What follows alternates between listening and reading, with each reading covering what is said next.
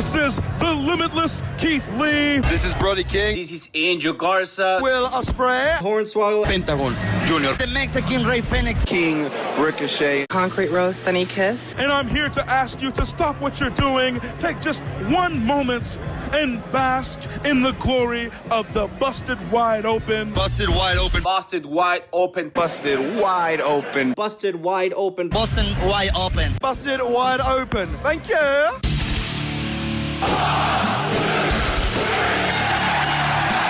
You're listening to the Busted Wide Open podcast, dropping the elbow on the hottest topics in sports entertainment and the world of professional wrestling. With your hosts, Nick Howell and Sir Ian Dangerous.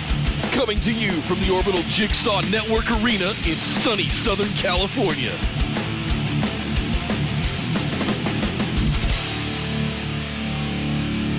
Welcome everybody to BWO Live, coming to you from across the Busted Wide Open universe of Twitch, YouTube, and Facebook. This is episode number 358 of Busted Wide Open. My name is Nick Howell. And never going to work on a used car lot because I sell like Tomohiro Ishii on painkillers. I am Sir Ian Dangerous, and welcome to the show, everybody. Thank you very much for joining us tonight because we have another huge episode today. We're going home to All Out on AEW, Dynamite, and Rampage, which just went off the air.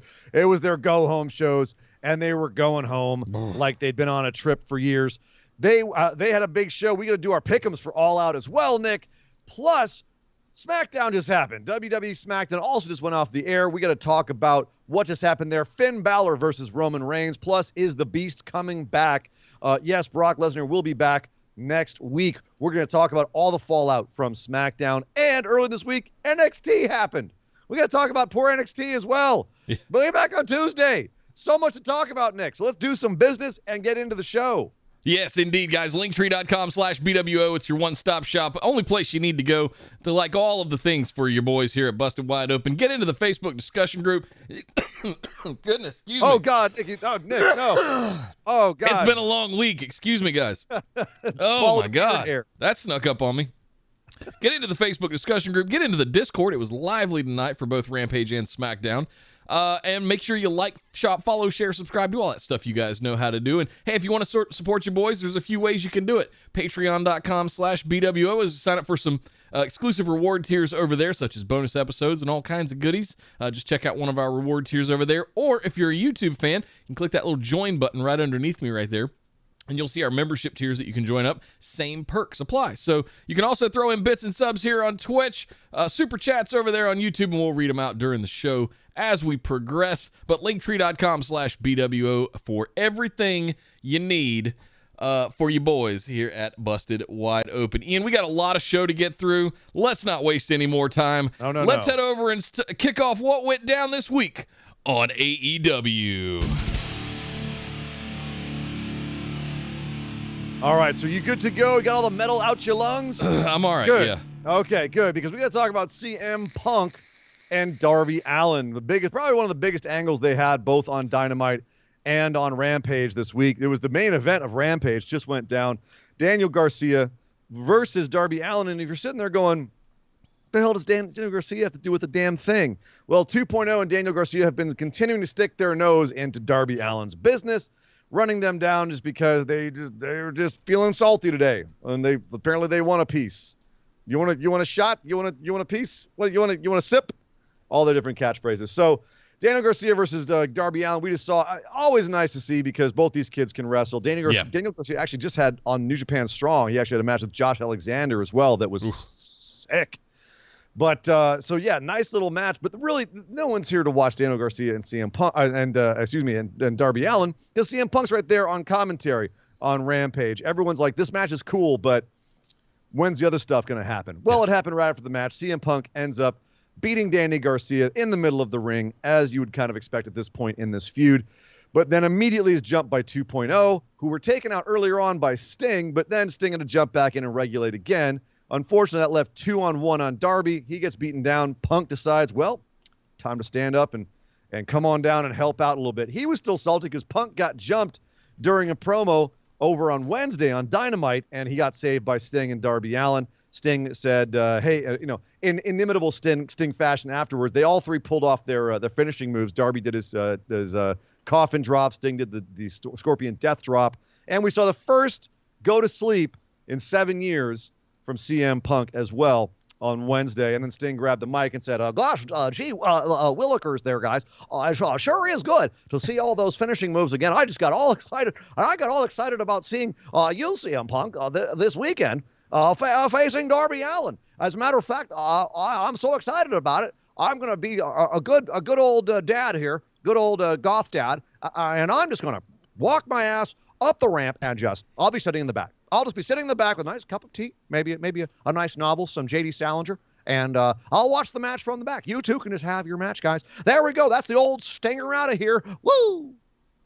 Cool. So he said that on Wednesday. Cool. Thanks, Sting. Oh, God. Yeah. He still talks like Surfer Sting. Why?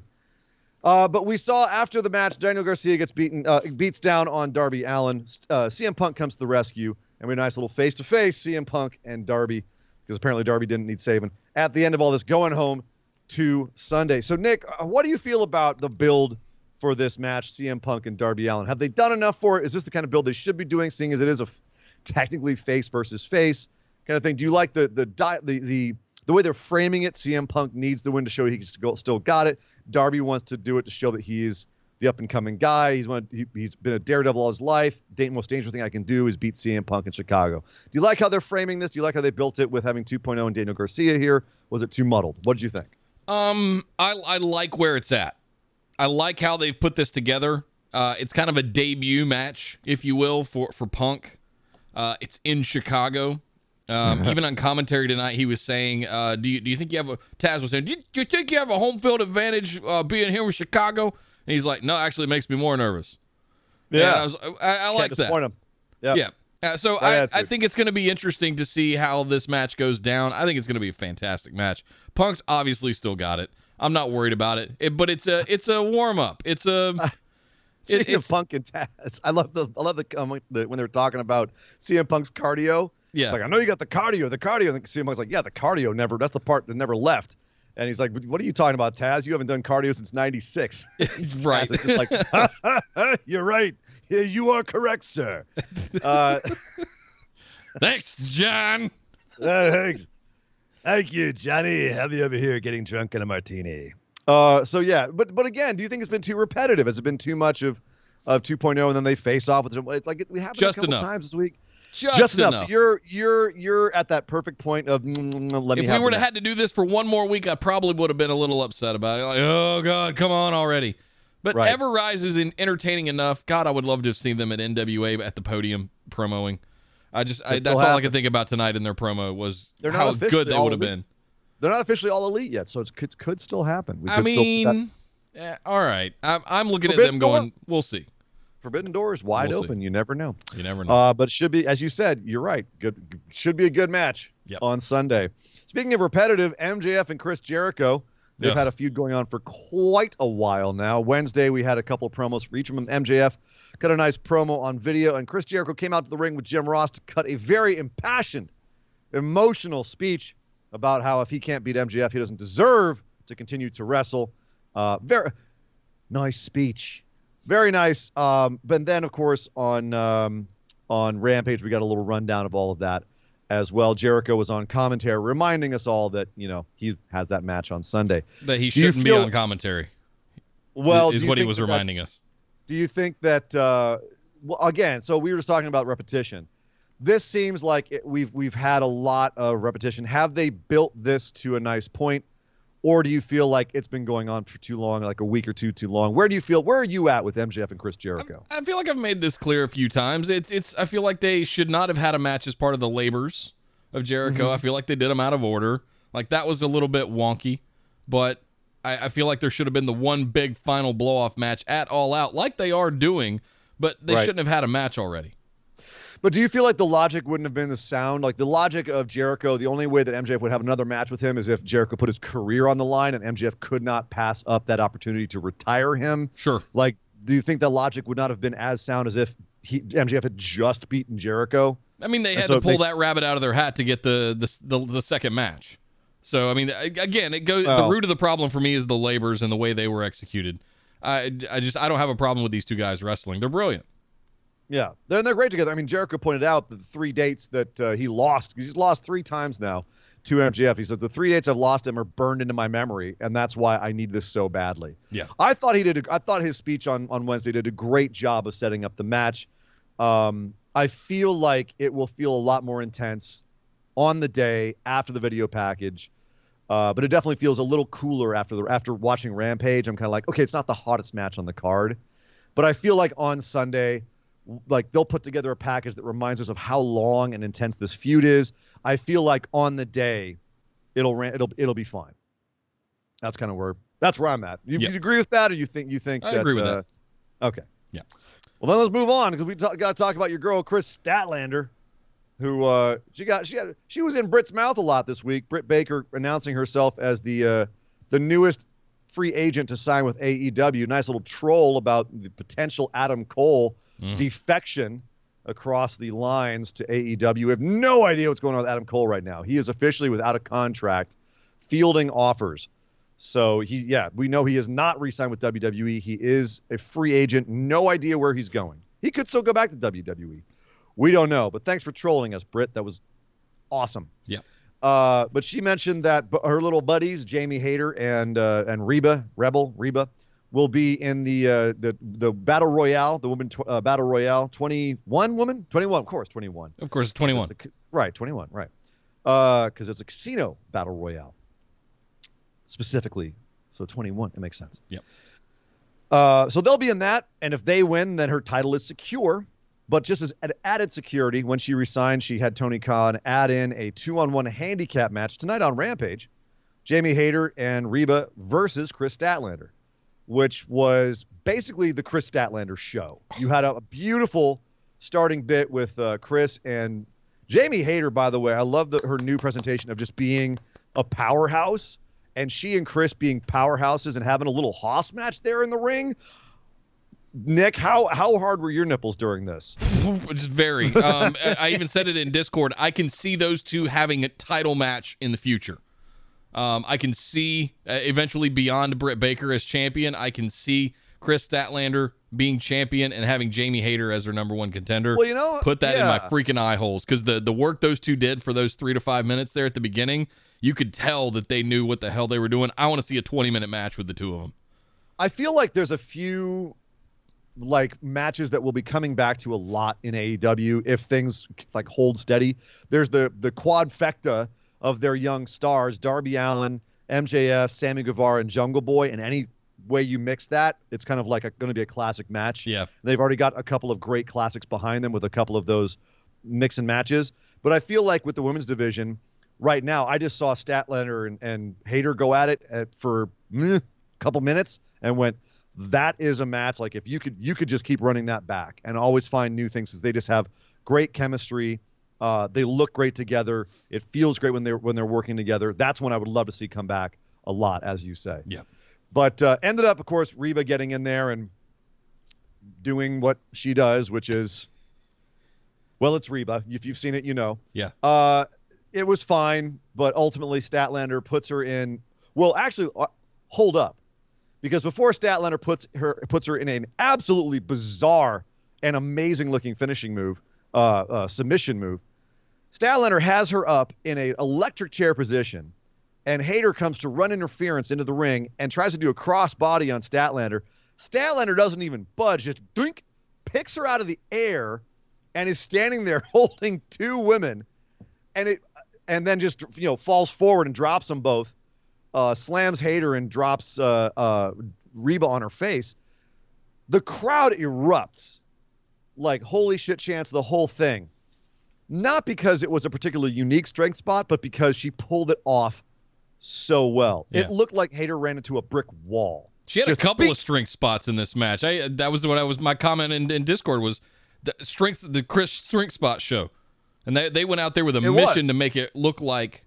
And I'm wondering, in my head, I'm sitting here going, okay, are we going to figure out a scurrilous way to keep that off the of Britt, or was this to make it real if they take it off of Britt on Sunday? Britt has 2 women to run interference on Sunday. Yeah. Statlander's not getting this title because Britt has the odds stacked in her favor, but it's also way too soon to take that title off of Britt. Completely agree. But that's why this match was made to make Chris Statlander look like a star. We've only seen a few matches where she's had some like special moments. And I feel like it's been a while since the audience really remembered, oh yeah, Statlander's a star. This was a moment where one simple strength spot, and the audience went, oh shit, Statlander's awesome. Yep. And you could see it happen. And that's why this is my woo. What a maneuver. What a maneuver. What a maneuver. Chris Jenkins, what a maneuver of the show. Chris Statlander. So strength spots, Nick. You love strength spots. Yeah. Okay. And that's one thing that's such a classic wrestling trope is the strength spot. And so often I feel like a lot of strength spots, we just kind of go, okay, cool. Because they're not built up well, or the person like does it too casually and it just looks too clean, like it was no effort. The ones where I remember in particular, Neville deadlift German suplexing Kevin Owens in NXT. I believe it was NXT. Might have been main roster. But I'm pretty sure it was NXT. Kevin Owens lying on his stomach. Neville goes to pick him up around the waist, and he just gets him all the way over in a deadlift, belly to back German suplex. And the place erupted because it was stupid. Like, that took an insane amount of strength. But Neville didn't just do it like nothing. He made it look like it was hard. Right. And the delicate balance between making yourself look extremely strong and also making yourself look like you're expending an effort on something, that's where that balance lies. Like, here, Statlander just completely no selling the weight worked beautifully. But then again, other times, like selling a bit of the weight makes it look more impressive. I just saw Tomohiro Ishii facing off against Moose. His finish is a vertical drop brainbuster. He's got to get the guy vertical up. Moose is nearly literally twice his size. Yeah, he's almost 300 pounds. Right. So the second half of the match was Ishii trying to get Moose vertical. Right. And he couldn't do it because he wanted to sell how big and strong and heavy Moose was. So that when he finally did pull off the strength spot, it was a holy shit moment. So it's amazing how well they work when they're worked well. Yep. So that was your what a maneuver. Thank you to Chris Jenkins. Thank you, That's sir. your what a maneuver of the show. Just the strength spot, just how effective a strength spot can be. And to me, Nick, tell me if I'm wrong. To me, that felt like a watershed moment for Chris Statlander. That and whatever that submission was called at the end. Whatever that move was. No idea what the hell that was. She was stepping over go back things and watch it like again. Twisting around. Yeah, I was watching it live. We do the show right after. I got to go back and watch that because she had her arms. She was pulling her arms up and she was twisted on the ground. Her legs were caught and it was just, like a wheelbarrow, but like with also a little bit of a kind of an inverted figure four. It was just weird. Yep. And very cool. And it looked. I mean, like it sucked. More Jamie Hayter versus Chris Statlander, please. Yes. Put it in my eye holes. Yes, indeed. Oh. I will second you on that as well. Another big match, 2 big matches coming up Sunday. Kenny Omega versus Christian and the Young Bucks versus the Lucha Bros. That was all built in a massive final segment on Dynamite where we had a kind of a small match where it was the Lucha Brothers and Jurassic Express versus all of the Elite. Gallows, Anderson, and the Young Bucks. And fairly short match, a surprisingly short match. Ultimate Phoenix eating a Meltzer driver, if I remember correctly. Yep. And then the beatdown began. Kenny comes out. Kenny comes out with Don Callis. They lower the cage. The cage is above the ring because on Sunday the Young Bucks versus Lucha Brothers will be in a cage, which is just going to be. It's just going to be madness. Give it to me. Give it to me. So they lower the cage, and then everyone on the outside is trying to get in to save Christian Cage, who has also come out to help, and the Lucha Brothers. And they just they got kendo sticks. It felt like an old NWO beatdown. Brandon Colors out there with the cold spray, spraying people off the cage. cage. Like Genius. bugs. Yeah. It was chaos. They weren't here. This wasn't about the match. But here's the thing about it, though. I loved how genuine it felt. The desperation of Jungle Express trying to get into the cage. to save Christian. I felt that. Yeah. And just the amount of the Jungle Boy and Marco Stunt and everybody just trying to climb around in different places and just getting defeated any which way they went. I loved this. I thought this was fantastic. I when they started to pull the cage down, I kind of eye rolled a little bit in my head, and I went, okay, it's a little on the nose. Fine. All right, we're building a big main event. It's fine. All right, fine. And then when Jungle Express came out and just couldn't find a way to get in the cage, you felt that kind of desperation going into it. I really got into it.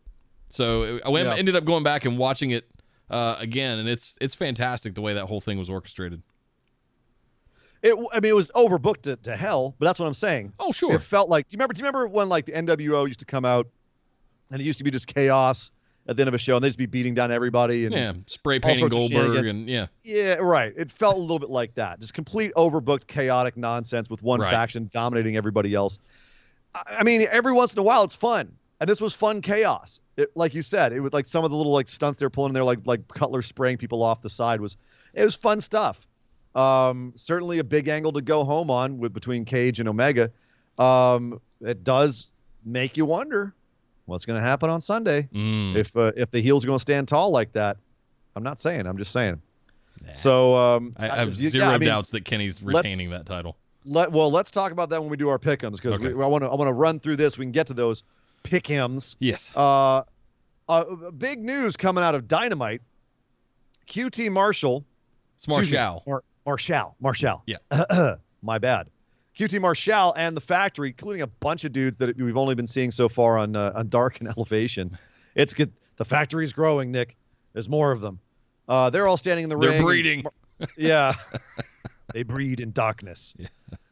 They breed on darkness. Anyway, so they stand in the ring. It says, Big Show, Paul White. Come on out and fight me man to man. And of course, DR even calls it out. Man to man, there's 6 of you in there. So Paul White comes out comes out there, just starts manhandling all of the Factory, goobers that they are, punches and choke slams, and just poor Aaron Solo tried to do a crossbody off the top turnbuckle, and he just swats him out of the air, open hands, blah, like a gnat, swats him to the ground, looks around, and then the Gun Club comes in as he's about to get swarmed again. Billy Gunn and his 2 kids, who look exactly like him, like polyps. They come running down and chase off the rest of the Factory. QT Marshall looking very surprised on the ramp. I have no idea what's going on. But he knew something was going on because Billy Gunn stepped back and hit Paul White in the hip. The newly surgically repaired hip, we were reminded, by the way, Nick, with a steel chair. Billy Gunn turned heel? Imagine what kind of inverse world is this? Paul White's the one supposed to turn heel. He's the one who's always turning back and forth and has illogical heel turns. Now apparently everything's upside down. We're in the Twilight Zone. Now other people are illogically turning heel around him. The curse has been inverted. He's a vortex of heel face turns. Why, Nick, explain it to me. Why are they turning the Gun Club, like such a face little team there? Why are they turning them heel? I have no idea. I mean, other than to just grow QT Marshall's, organization. We just saw he'd had 6 dudes. He needs 3 more. Sure, why not? I don't know. You got to explain that. They're gonna have to explain the logic of that to me because that was. Sounds like a job for Dark Order, if I'm just saying. Well, it's there's out of nowhere, and then there's why? What? There is no rhyme or reason. It just doesn't make any sense. Do you think they're going to be a good heel faction though? That's the other question. I guess they can be kind of like cocky pretty boys, but none of them feel like classic heels to me. Do you know what I mean? Like Billy Gunn was been a heel, but he was always kind of a bland heel. I don't know. DX stuff, but I mean, even then, it was kind of he was the bland one. Yeah. He was the most normal of all of them, and his name was Mr. Ass. Yeah. I don't know. This was weird. This is weird. It was odd. I have no explanation for any of it. I have no understanding of why they would turn these, especially like the whole thing with QT Marshall and Paul White was working for me. I get it. Why introduce this extra lever? Yeah. It was completely unnecessary. I'm surprised they didn't do it Sunday.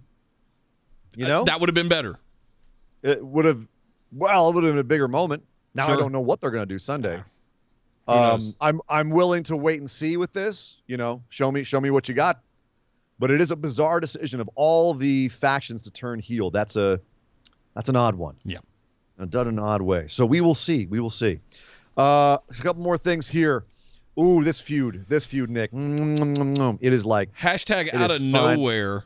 This has been built into like 2 weeks, but I'm all in on this. Eddie Kingston versus Miro the Redeemer. Like you said, this kind of came out of nowhere. Miro was squashing dudes, and at a certain point, he was abusing Fuego del Sol, ripped off his mask. Eddie Kingston didn't like that, came out, decided he was going to get in Miro's face because Miro was calling out his name. This week, they both cut some promos on Dynamite on each other. Typical stuff from both of them. Very good stuff. And then we had Miro in the ring on Rampage tonight, getting to do one of his Redeemer promos live. And just the audience just sitting there going, chef's kiss, we love it. Yes. So good. So good. And out comes Eddie. He calls it Eddie Kingston. Says, you're just at this point, you're just John Moxley's ball boy. Your bag boy. You carry around his sack. You have his gigantic hairy sack in your hands.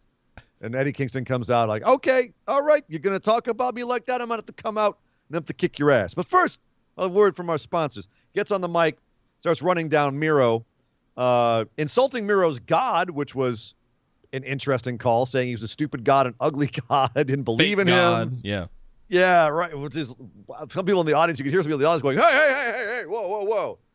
Well, welcome to late night TV, folks. Because after that, Miro comes back in on him and says, on Sunday, you're going to get redeemed. And he goes, hey, Miro, you're going to meet me. You're going to meet my God. Nuts.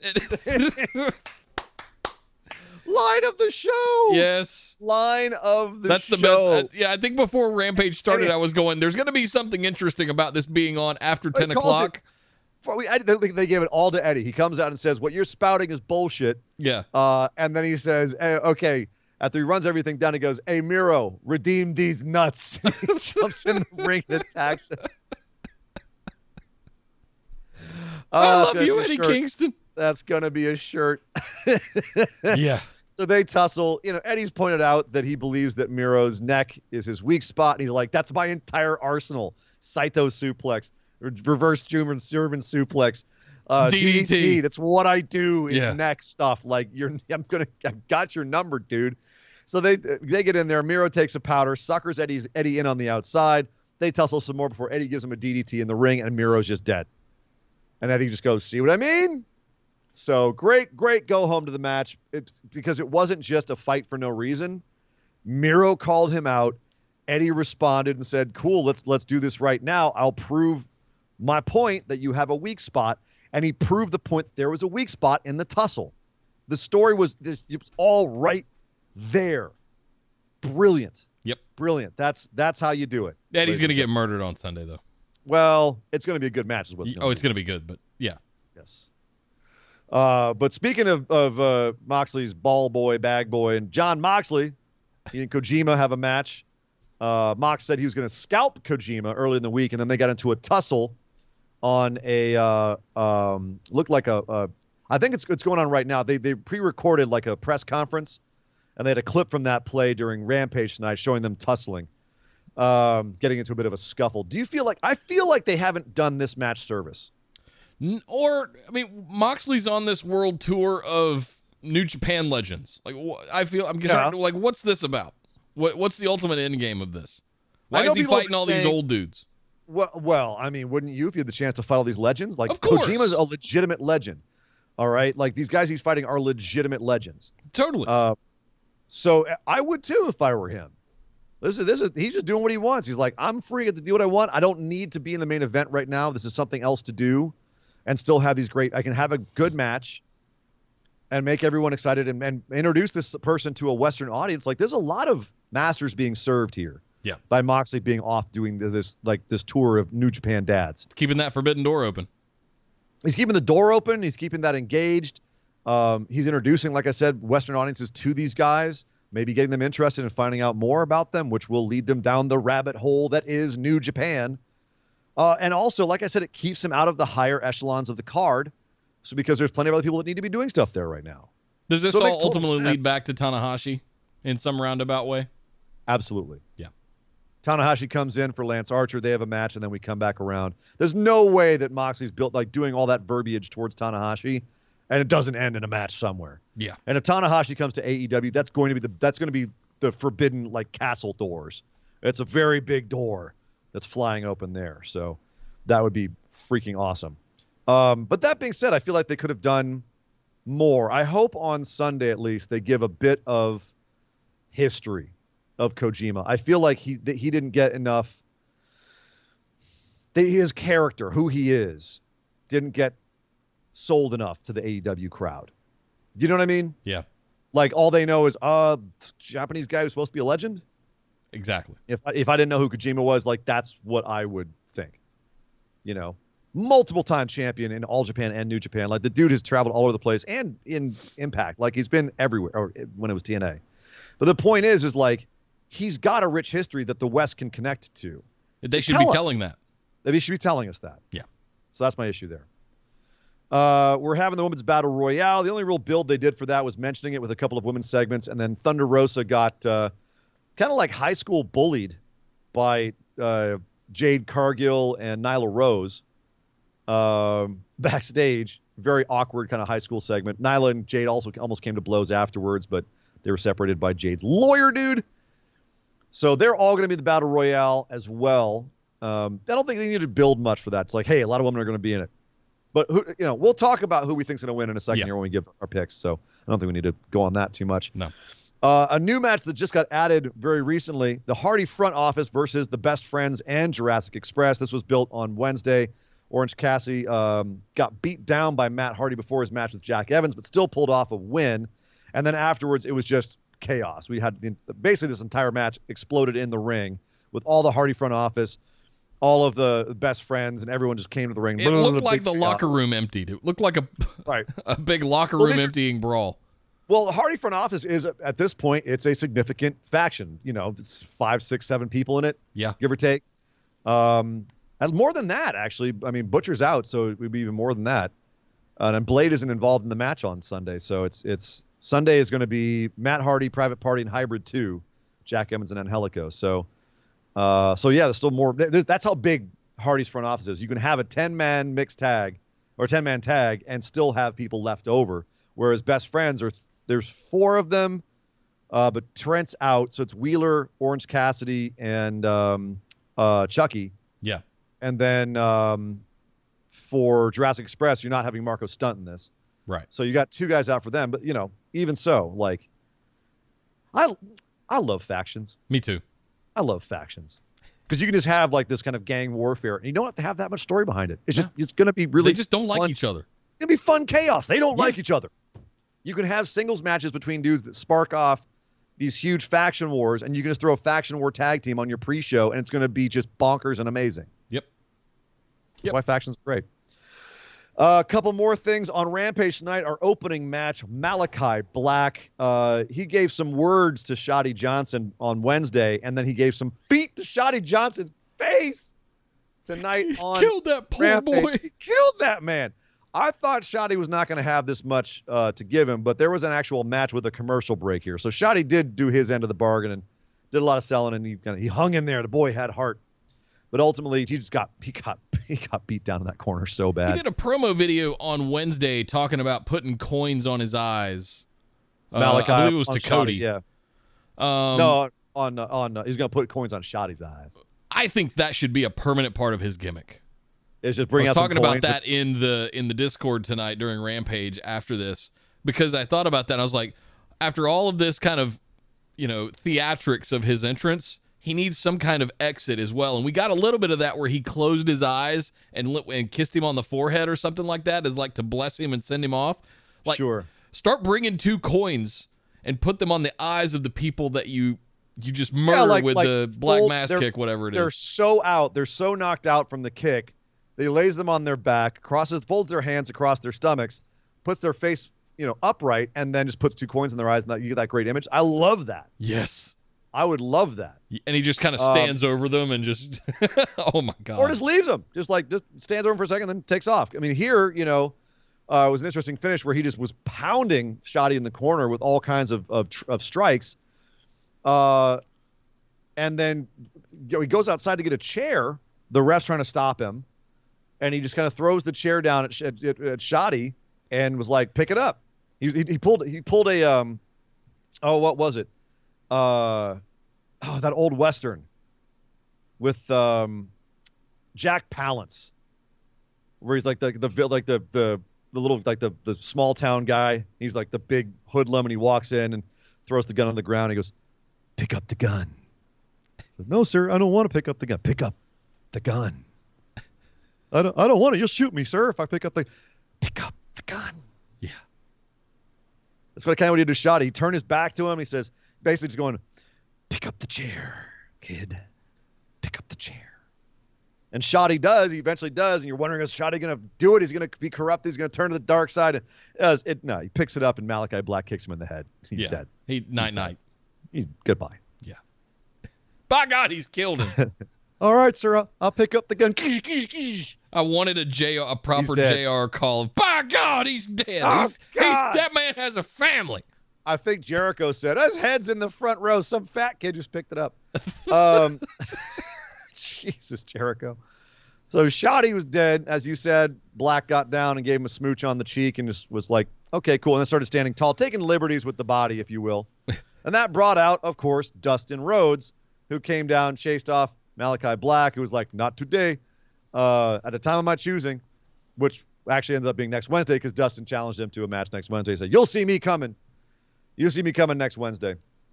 So Malachi Black versus Dustin Rhodes. Here's the problem, Nick. This is the exact script from the last time Cody had to go away for something. And didn't I call this? We I call both this?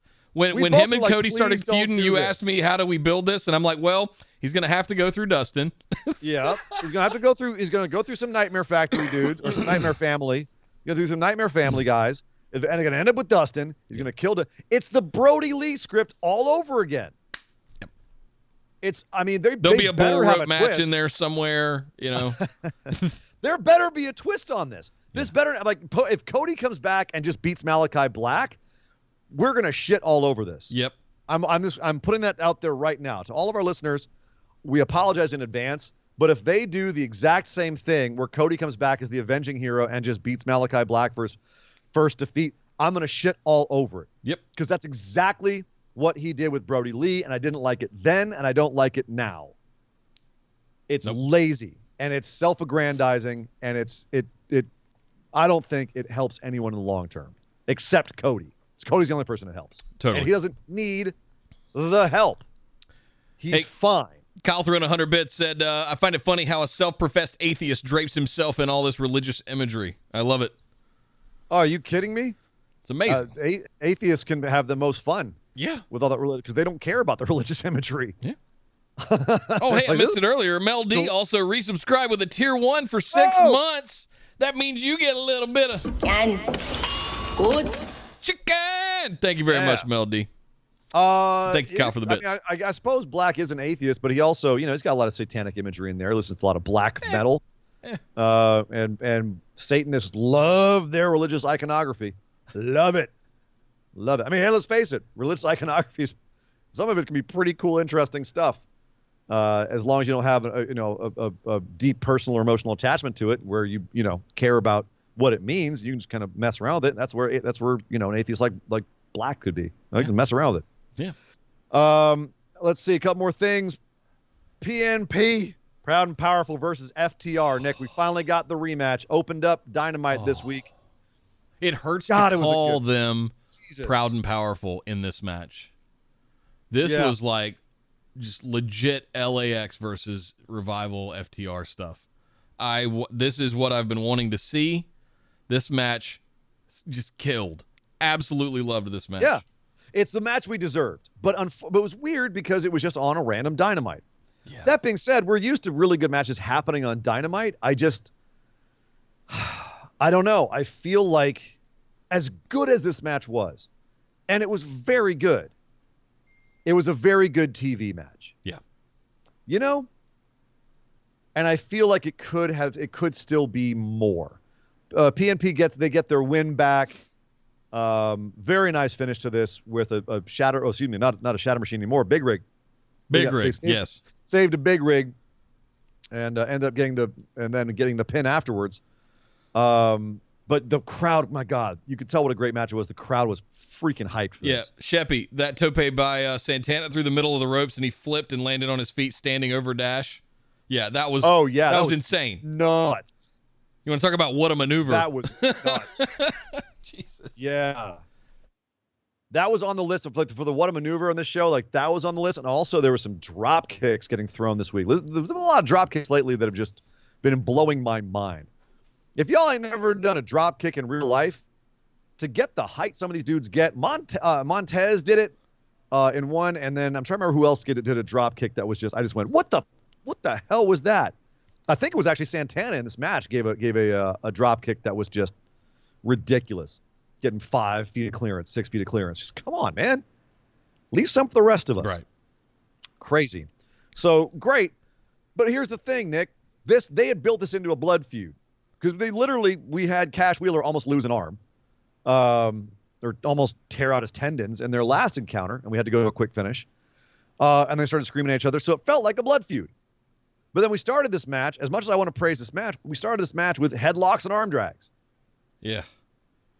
That kind of beefed me a little bit.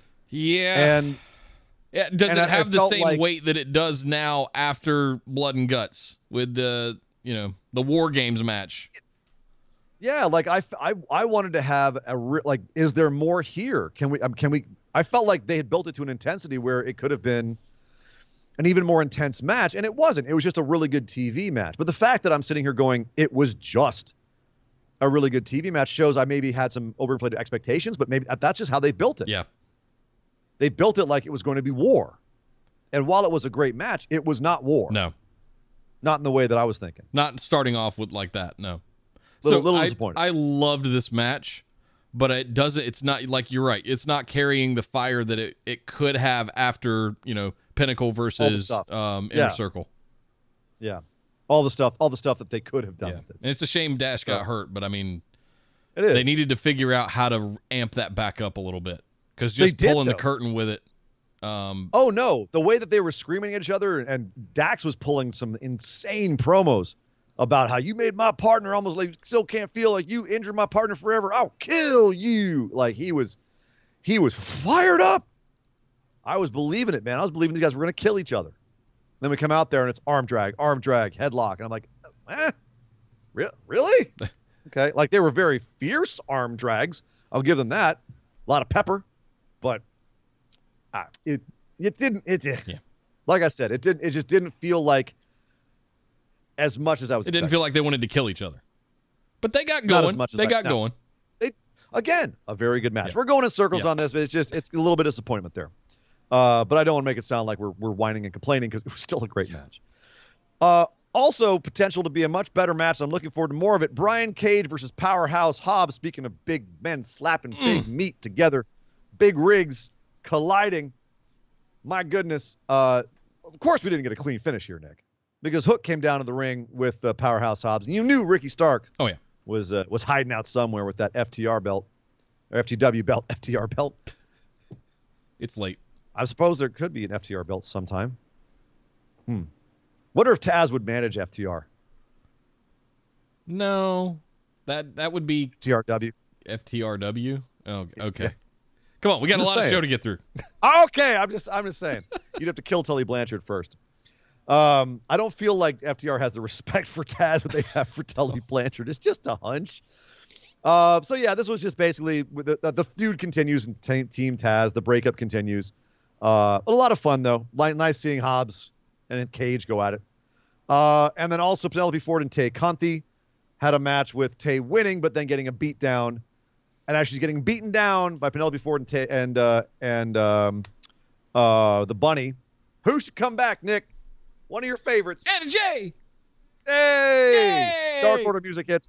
Anna Jay comes back to chase off the woman. She's going to be in the Battle Royale as well. So nice little moment there to send us off to our pick'ems, Nick, because it is that time. It's a big show on Sunday. There's a lot of things to chew over and mull, as we've just discussed. So let's do it, Nick. Let's take a deep breath and dive in, because it's time to give our pick'ems for AEW All Out.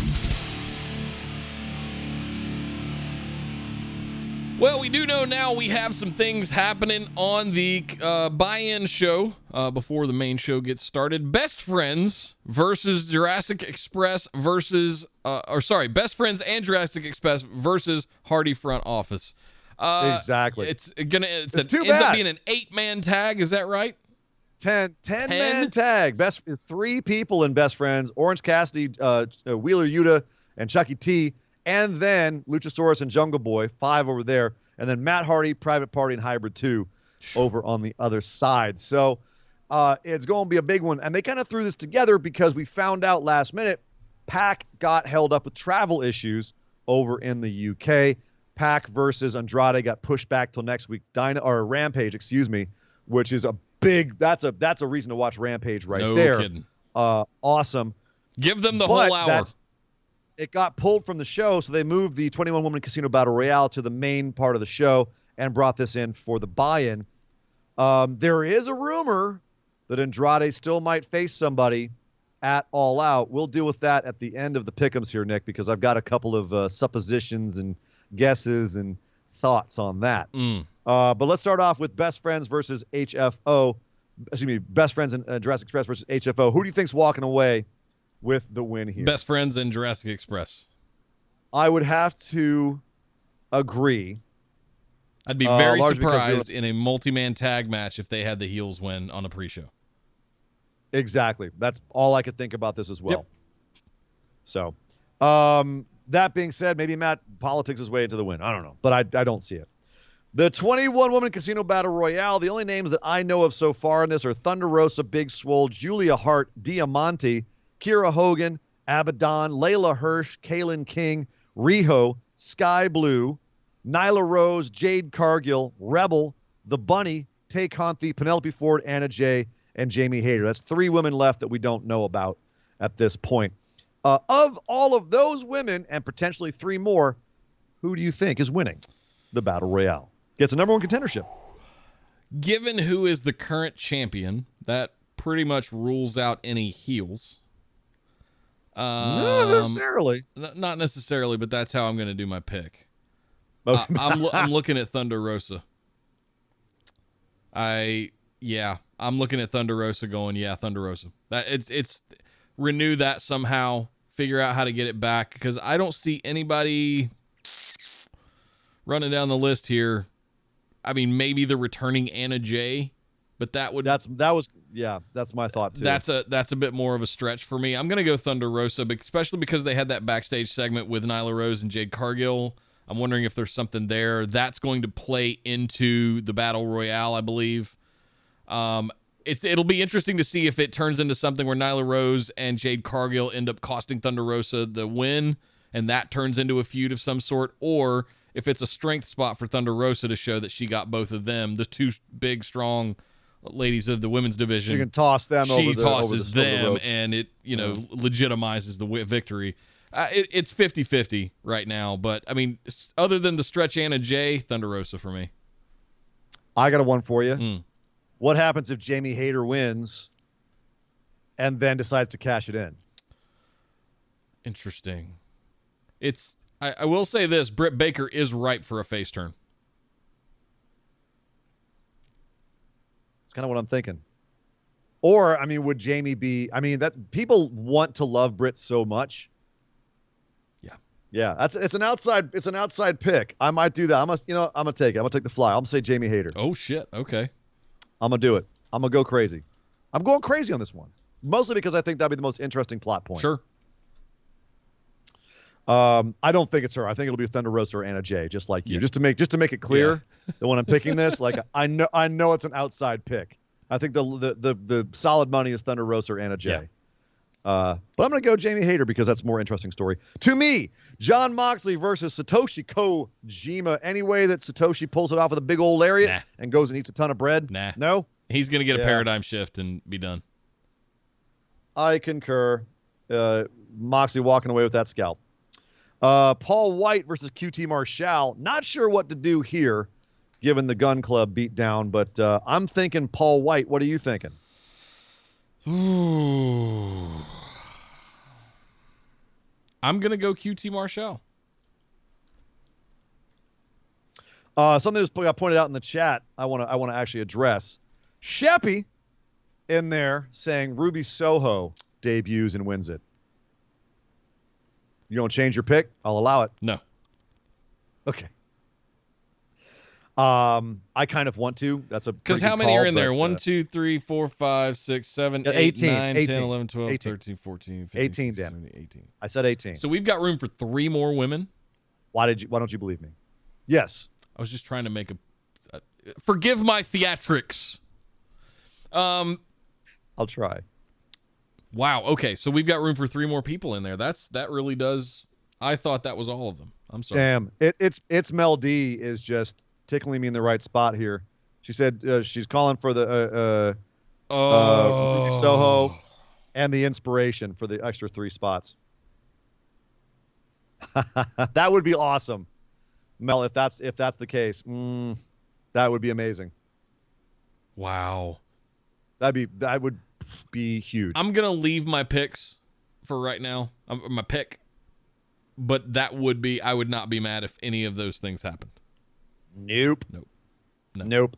Yeah, I don't know if Ruby should come right in and get a title shot. No. I kind of want her to come in and start a feud with somebody. I don't know if any of them should come in and get a title shot. Peyton Royce, you might make a stretch argument for. But again, the only reason they got back was to be a tag team. Right. So I don't know if you want to give them a title shot right away. True. So, I have a feeling they'll be used quite similarly to how they were used in WWE, just not quite so crappy. Yeah. Hopefully. They'll be comedy, heel, goofball. Female Everrise. Not win female 2.0. Yeah. Exactly. All right, so you picked QT Marshall to win in that match. Interesting. We'll see how that goes down. CM Punk versus Darby Allin. Here we go. Any chance that Punk loses this match? No. I tend to agree. There's no way that Darby will be hurt by losing to CM Punk in Chicago. No. Punk wins. Any other decision is lunacy. Yes. If you have Punk lose on his first night back in Chicago, they will burn the United Center to the ground. It's not dangerous for Darby Allin. No. It's dangerous for AEW. They will hunt down Tony Khan and hurt that man. They will pull him apart like rabid wolves. They were joking about I guess Punk was wearing some kind of vest on commentary the weight tonight. Vest. A weight vest. Yeah, to get the cardio. And they were like, it's Chicago. It's yeah, it's a bulletproof vest. Wear your protection gear, Tony. If you're having any doubts about putting Punk over on Sunday, because holy smokes, yeah, you don't have to worry about bullets. It's gonna be like the end of Day of the Dead, where the guy's getting pulled apart by the zombies, screaming. They're going, choke on him, choke on him. That's what's gonna happen to Tony Khan if CM Punk loses this match. MJF versus Chris Jericho. Is Jericho going to commentary full time? They've done a great job of making us believe that it is possible. Do you think that Jericho will be able to lay down the sword and go and just talk? Not yet. Not yet. I think Jericho gets his here. I think this whole feud has been built to get MJF over, but Jericho gets the last word. Yes. 100%. This is Jericho still has way too big of an ego and way too many years left in the tank, frankly, to have this be his swan song in AEW. There's no way he's not going to work with other people in AEW at this point. It's still too ripe and too rich, and he's still got way too many years in the tank. Yeah. It wouldn't surprise me if after this he went off and played tour with Fozzy, went away for a little bit. I don't think he's retiring. No. For me. I know he did the stipulation where I will never wrestle again in AEW. And that's the one thing that makes me kind of go, why would he make such a big deal about saying that? So he could go do New Japan or something like that. But for him to throw away AEW at this early stage in AEW's existence, to me seems like something that Chris Jericho The Chris Jericho that we've come to know over all these years, that's not who he is. No. Not I don't something think he's going out like a himself. bitch on Sunday. At all. No. No. Nope. Let's see. Miro versus Eddie Kingston. Is Eddie taking that championship off of the Redeemer? I'm going to say no, with the caveat that it wouldn't surprise me. But I think Miro retains. I think Miro retains as well. That because it's just he's too good right now. I think there's other hosses that can come along and take it off of him. That being said, I think this is his first real challenge, which is the other reason why he shouldn't lose it to his first real challenge. But I agree. There is a possibility they could do it. I just don't think that they should. No, because So they don't I'm really picking have Miro to anything to retain. do with Eddie if he does take it off of him. Miro's got something special going on right now. That's why I think they could find something to do with Eddie. Like Eddie's popular as hell. He's really over. Him being a champ would be nice. But as you say, he would not be as exciting. He's not as exciting a champion as Miro is. No. I think there's a lot more they can do with Miro as champion. And Eddie will be fine without the belt. Totally. So I think you let Miro keep it. Dr. Britt Baker, DMD versus Chris Statlander for the AEW Women's Championship. Does Britt drop it this early? Again, I'm going to say no. She retains. Yeah. But I wouldn't be surprised. If they wanted to pull the trigger, I think it would work. But I feel like it's too early in my gut to do something like that. I feel like they need to execute some kind of official face turn, and I don't know whether that's her girls turning on her to flip that. Something needs to happen somewhere to really cement that. But I don't know if that's her dropping the title. I feel like she's killing it with the title right now. They should absolutely not take it off of her.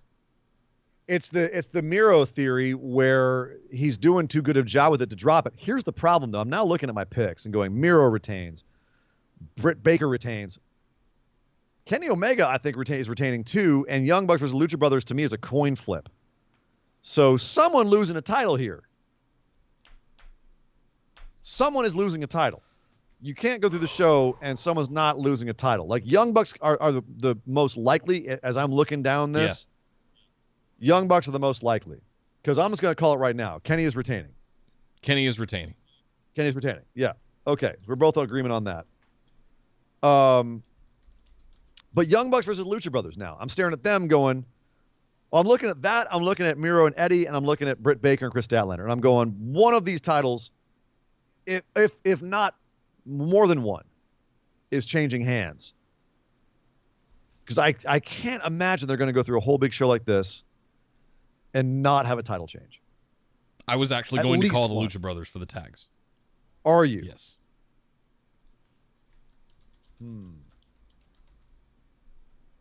I think after all the times that the Bucks have beaten the Lucha Bros, they kind of owe them. Right.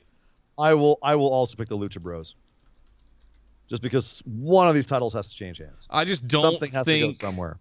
Miro or Britt or Kenny. I don't see it. Christian's not big enough to have two belts. Or three if you count both of the Impact ones. He united them. It's now united one. them, sure.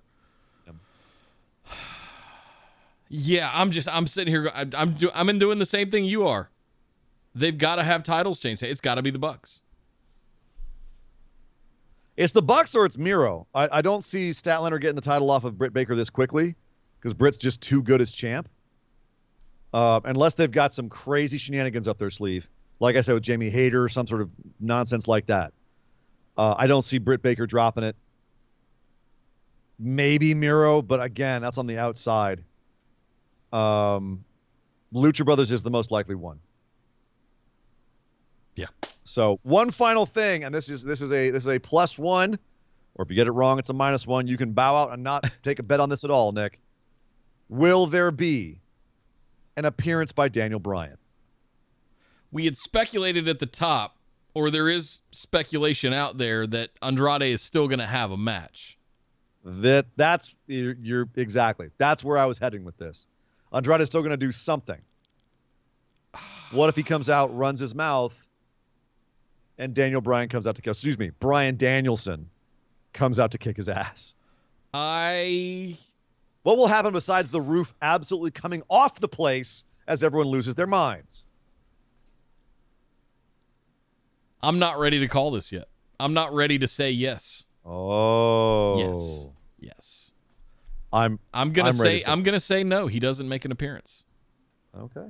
So you are ready to call something. I'm not ready to call that he's gonna come out yet. I don't think he's coming out. But you're making a bet that he's not. I think Sunday night is the CM Punk show. Beyond that, we can do anything we want. Sunday is not for Bryan Danielson. This is for a point. You can either say, I am not weighing in on Daniel Bryan, or you can say, I believe he is not coming out. I believe he is not coming out.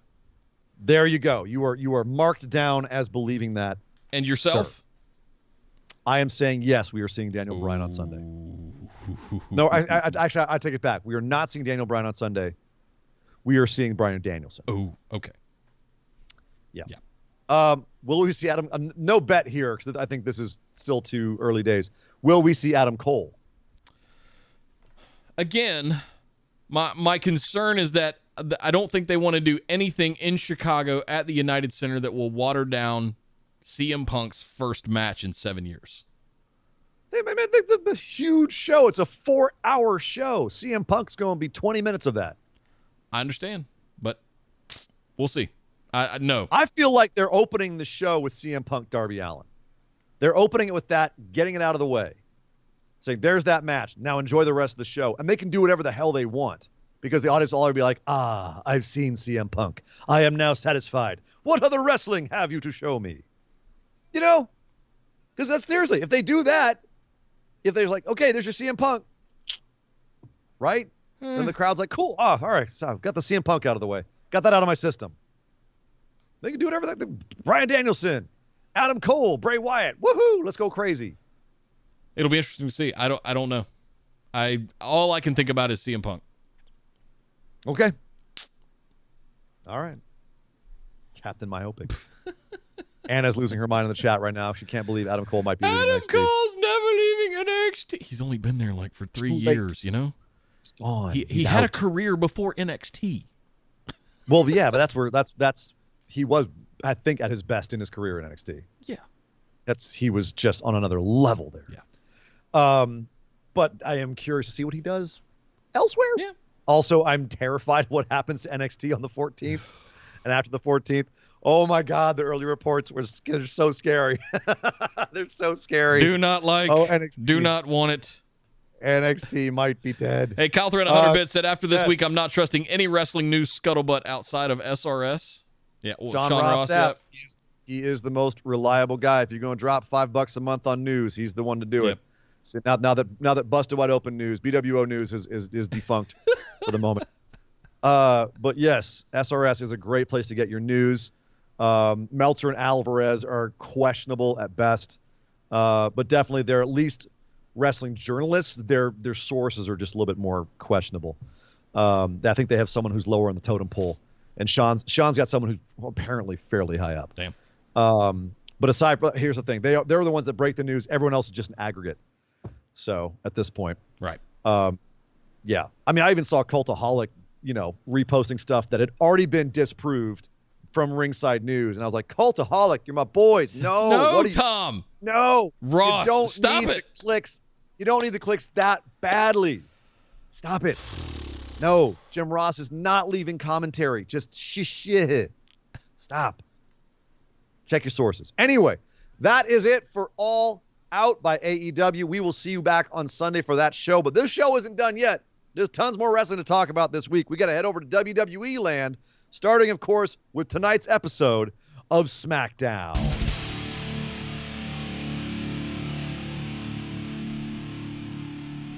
Oh boy, I wanted to really like this tonight, but it was just all over the place. We start things off. Usos coming out and putting, who are they going after? There's just I need you to do this. Also, I need to okay. While you're doing this. Yeah. Okay. So I'll be right back in 1 minute. you go really quickly, ring out the rag, and I'm going to talk real quick about the Usos and the Street Profits, which kicked off this episode of SmackDown. The beef has been building since last week, since the Street Profits came out to save Finn Balor from the bloodline.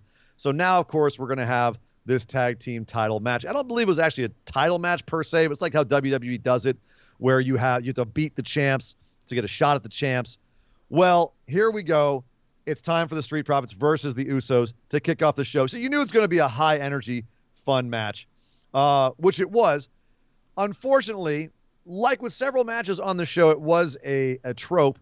There was no clean finish because at a certain point, the Usos were like, oh, we're done with this. We're just going to get disqualified.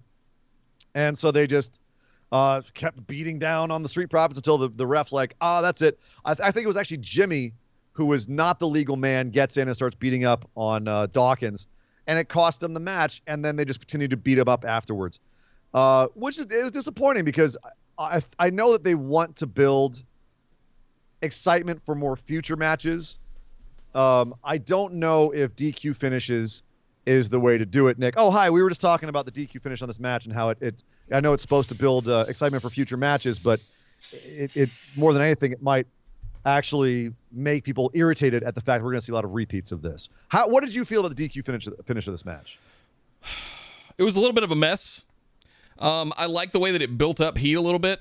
By the way, thank you for that. I like that it built a little bit of excitement. I don't think they needed a finish here. I'm okay with doing this to lead up to other stuff. It was nice seeing something where the bloodline didn't get their way. So that's. But they didn't lose the titles, which made Roman happy. He's like, all right, cool. You didn't lose the titles. You didn't lose. But at the same time, so what you're saying is this is a DQ we can excuse because it did actually. It did. Are you getting blown up there by Damian Priest? You and your buddies? No, I don't know. It's from Minnesota. Uh-oh. I'm not sure what that is. So oh my goodness. So basically what happened to Paul Heyman is happening to you because right? Paul Heyman was getting interviewed. Oh, stop. Well, that's very impressive. That was actually Brock's ringtone. So Brock's texting you as well. That's crazy. He's blowing up everybody's phone. He has been on me all day trying to get me to get a message to the tribal chief, and it's not working. Hello, this is Brock Lesnar. Yeah. I have come into your show. I am here to tell you something, and I'm going to tell this to you and to the tribal chief. I am going to destroy him. I will eat him alive, and I will poop him out in tiny little pellets like rabbit pellets. Because I'm Brock Lesnar. Let's do this. Thank you. Thank you for giving me time on your show. I'm out now. Wow, that was scary. He's texting you. He's actually here with me. Yeah. That was terrifying. He took over your soul there for a minute. That will probably be a better bit to listen to than to actually watch on our show when I'm just kind of like you're shaking. So yeah, Paul keeps getting blown up by Brock Lesnar on the show, something which Caleb Braxton just takes all kinds of excitement with. And Big E is hiding out as one of the janitor guys and laughing maniacally at Paul and holding the briefcase. So Paul's a stressed out man right now. He does find out, however, Brock does tell him that Brock will be there next week in Madison Square Garden. Brock Lesnar will be there. Bork Laser. Brock Lesnar. So we're seeing Brock coming back next week. Roman doesn't give a crap. He's like, whatever, Brock Lesnar. I'm not even worried about it. Because he's more worried about Finn Balor, who he had a main event against, but he had a plan. He had this scouted. Because before the match, the Usos beat down Finn Balor, so he's all banged up, and then Roman comes out as Finn's lying there in a heap in the ring. And once again, Roman and Finn put on a great match. These two guys, I think, are incapable of putting on a bad match together. Which is surprising given that the outcome of this match was never in any doubt to me, Nick. At no point in this match was I like, oh, well, Finn's about to beat Roman. When the beatdown happened at the beginning of the match and we had 15 minutes left in the show, I went, is Brock actually going to come out tonight? Or was this all just a swerve saying next week? But he's actually going to come out and show up tonight? Because backstage they teased it. Roman said, how do we know he's not here tonight? Oh. Dun, dun, dun, dun. So when we did the beatdown at the beginning of the match, I was like, what are we going to do for the next 15 minutes to close out the show here with a big moment? And the answer was absolutely nothing. We had a good match. That was it. We had a good match. Roman, Finn was just too beat up. Roman kicked out of a coup de grace. And he didn't just kick out, he kicked out and low blowed Finn at the same time. Which I'm sitting here going, did he need that? Yeah. No. Did he need to kick out of a coup de grace and low blow Finn when Finn was already beat down before the match, and then he just chokes Finn out in a guillotine? Like, I can low blow Finn instead of kicking out, throw a foot over the ropes. Does he need to kick out of one of the more protected? Coup de grace, one of the more protected finishers, normally. I don't know about so much Roman anymore, but I mean, there was a time where it was the most protected finisher in wrestling. Well, I'll tell you right now, what this match told me is, Faye Finn, you're a B+ player. Yeah. You know how Daniel Bryan used to be here in the company, and he was basically like he was the guy that the top guys would go over to make the top guys look even better? Yeah. Hi, Finn. That's you now. You're now Finn Bryan. That's what this told me. And that's you can't do that when I got a mouthful of drink. I can do whatever the hell I want. So yeah, that's ultimately what this told me, and it's what we suspected ever since Finn challenged Roman. Was like, you're going to be a speed bump. Yeah. In between Roman and whoever else it is. Like right now, there's kind of this feeling like the Wolves are circling Roman. You know, Edge wants another piece of him, but he's distracted by the Seth Rollins feud, which we'll talk about in a second. Seth wants a piece of him too.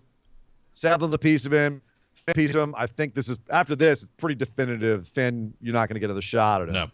No. And then of course there's Brock still out there, and Big E is still sitting there. So the Wolves are circling Roman Reigns. Does Roman need to kick out of a coup de grace while the Wolves are circling to show that he's the big dog? I don't know. Kick seemed out, like a little yes. excessive. Low blow at the same time, no. You've already beaten him down. Well, you could have kicked out of it, rolled over into a guillotine, and that'd have been done. The low blow thing is what bothers me here. Finn. Really? The low blow I thought helped because it made Finn look stronger, but before he was still fighting after the low blow. It's the kick out of the coup de grace where you're diminishing his finisher. That's what bugged me. All right. So I'm just saying, like, what about the low blow did you not like? You don't need a big 265-pound man that's fighting a cruiserweight to low blow somebody after they've had a beatdown before the match.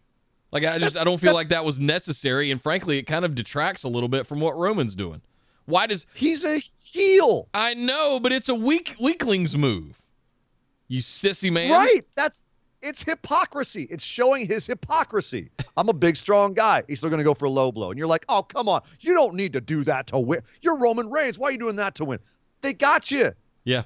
That's the point. Work. They work the shit out of me. I hate that shit. Dick punches. Well, we're all still you reeling don't mess from with Dick Finn Dong. You don't mess with Finn Dong. I'm surprised Roman's arm didn't fall off. Exactly. Right. It should have just shattered into a million pieces because, you know.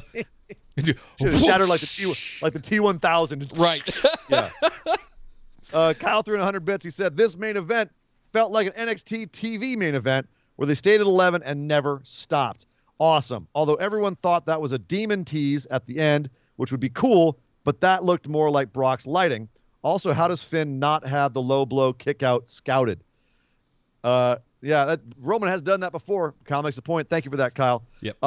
That was the thing. So Roman's walking away at the end, and there was a dun-dun at the end. It looked like that looked like a Brock Lesnar to me, not the demon. Although if it were to be the demon, you would have my attention. Yeah. You would have my damn attention if that was a demon tease. But my money is Finn doesn't want to go back there yet. We're going to go my straight to Brock next. My money is that's Brock. We're seeing him next week. I know we're seeing him next week, but the next pay-per-view's Extreme Rules. Yep. Does it feel like it has the gravity of a Brock Lesnar Roman Reigns after more than a year of a title reign? And you know how we always talk about WWE keeping it in their pants, don't whip it out too quickly, like take your time with it? Yeah. They don't have a zipper. They have one of those like little button front things, and the button's halfway undone at all times. So at any point, they can't keep it in their pants. Roman and Brock, do it now. Do it now. Come on, bring it. And so here we go. The other big story of SmackDown, Becky Lynch. Back out to another hero's welcome. Apparently no one got the memo that she's a heel. I don't even know if WWE knows what to do with her as a heel, because out she came to a hero's welcome, trying to explain her actions at SummerSlam and basically saying, hey, man, it's not my problem if Bianca wasn't ready for me. This is always who I've been. Tough shit. I'm the champ. That's the way it's going to be. And Bianca came out, and I've got to say, Bianca, Nick, correct me if I'm wrong on this, Bianca cut a better promo than Becky Lynch. I agree. And part of that was because the audience didn't know how to react to Becky, because she kept going back and forth between saying the kind of stuff the man has always said, which is, yeah, I got the title, I deserve it, and everyone starts chanting, you deserve it. And she's also putting over Bianca, saying she's the most athletic woman in WWE. She's the only other woman who has been a champion, who won the championship in the main event of WrestleMania, besides Becky. And she can't believe that she's the bad guy because, she wanted to give everyone a cool big moment at SummerSlam. And the audience are like, yay, what? Whereas Bianca comes out and says, hey, fair enough. You punked me out, and that's on me. But here's the thing. I'm a badass. I'm here about elevating other women, not putting them down.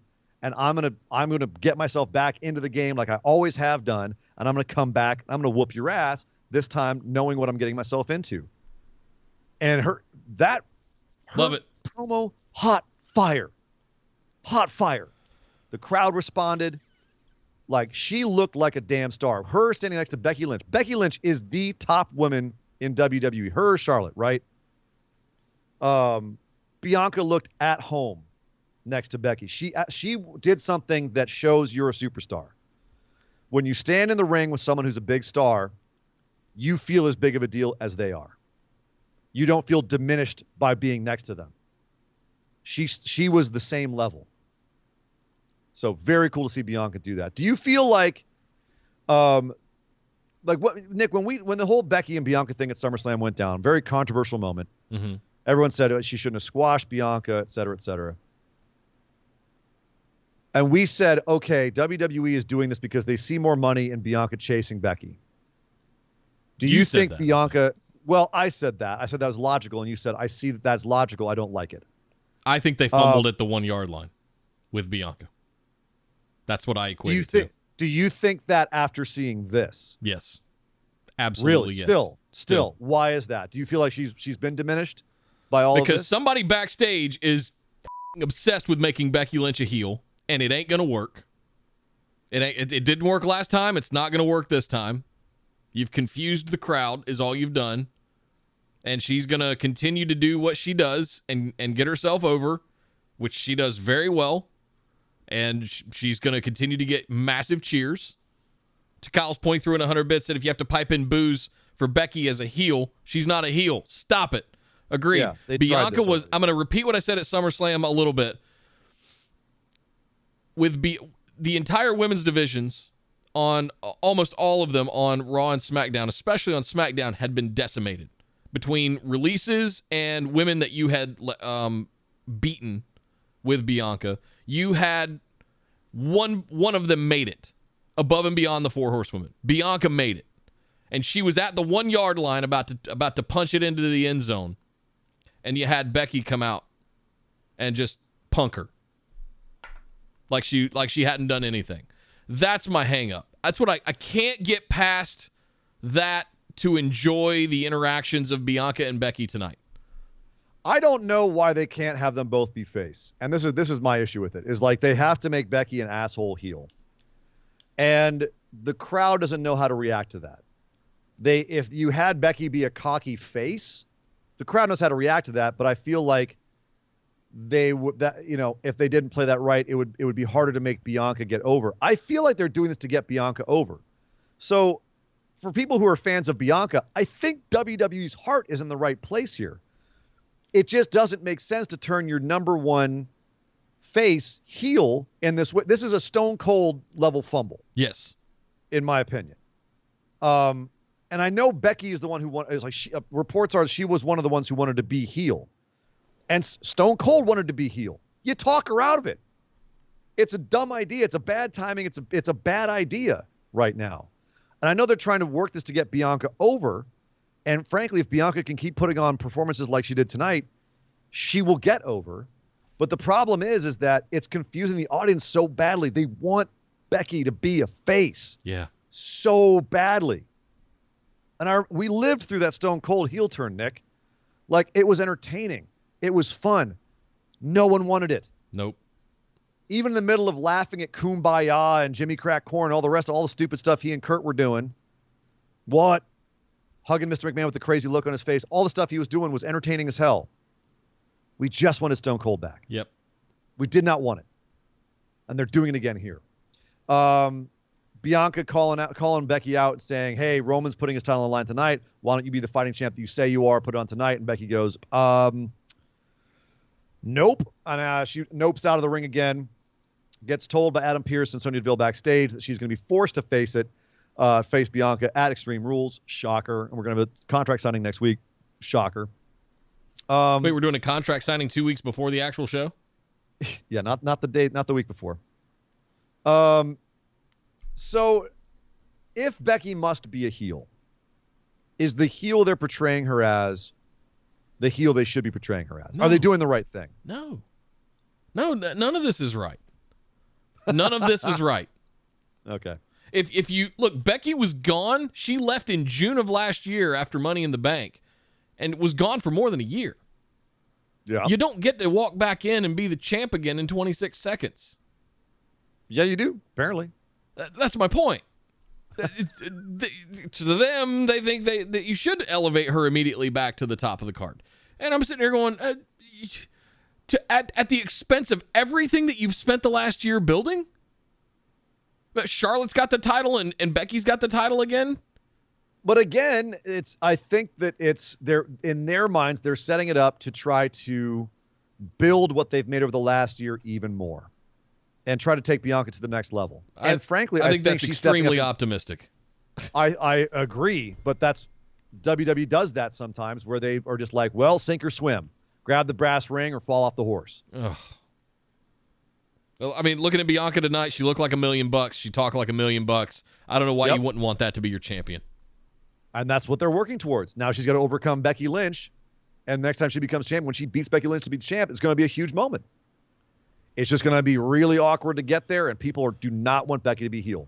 Yeah. So I don't think this is the only way to do it. This feels like there is logic to it, right? We always joke about hashtag WWE logic. I see it this time. I just don't think it's the best plan. It's not the best plan of action. Okay. A few other notes on SmackDown. We mentioned that Edge and Seth are still feuding. Seth's gone completely nuts. He's given much more lunatic promos. They're pretty fun. He comes out to have another match with Cesaro. Remember that old feud? Well, we had it again. All the same stuff being hit. Only now, Seth is incorporating some Edge moves into his arsenal because now apparently he's obsessed with Edge. Or at least it seems that way. I think the idea is he's crazy like a fox, Nick, as they say. Trying to draw out old Edgy there. Because after the match, he gets DQ'd. Notice a pattern. Yeah. Gets DQ'd and goes and takes a chair to old Cesaro outside and then takes it to him inside, starts setting him up for a concerto. That brings out Edge. Chases off Seth, and afterwards, backstage, Ed says, okay, I know how this goes. Seth's doing just what I would do. Seth, this is how it's going to go down. We're going to have a match next week, and I'm going to finish this once and for all and utterly destroy you. So Edge versus Seth 2 at Madison Square Garden next week. Nick, too soon, or do you think we're going to get 3 at Extreme Rules? How's this going to go down? That's another thing. Maybe you talked about it at the top while I was stepped away for a minute, but we're setting up a mini pay-per-view next week at Madison Square Garden.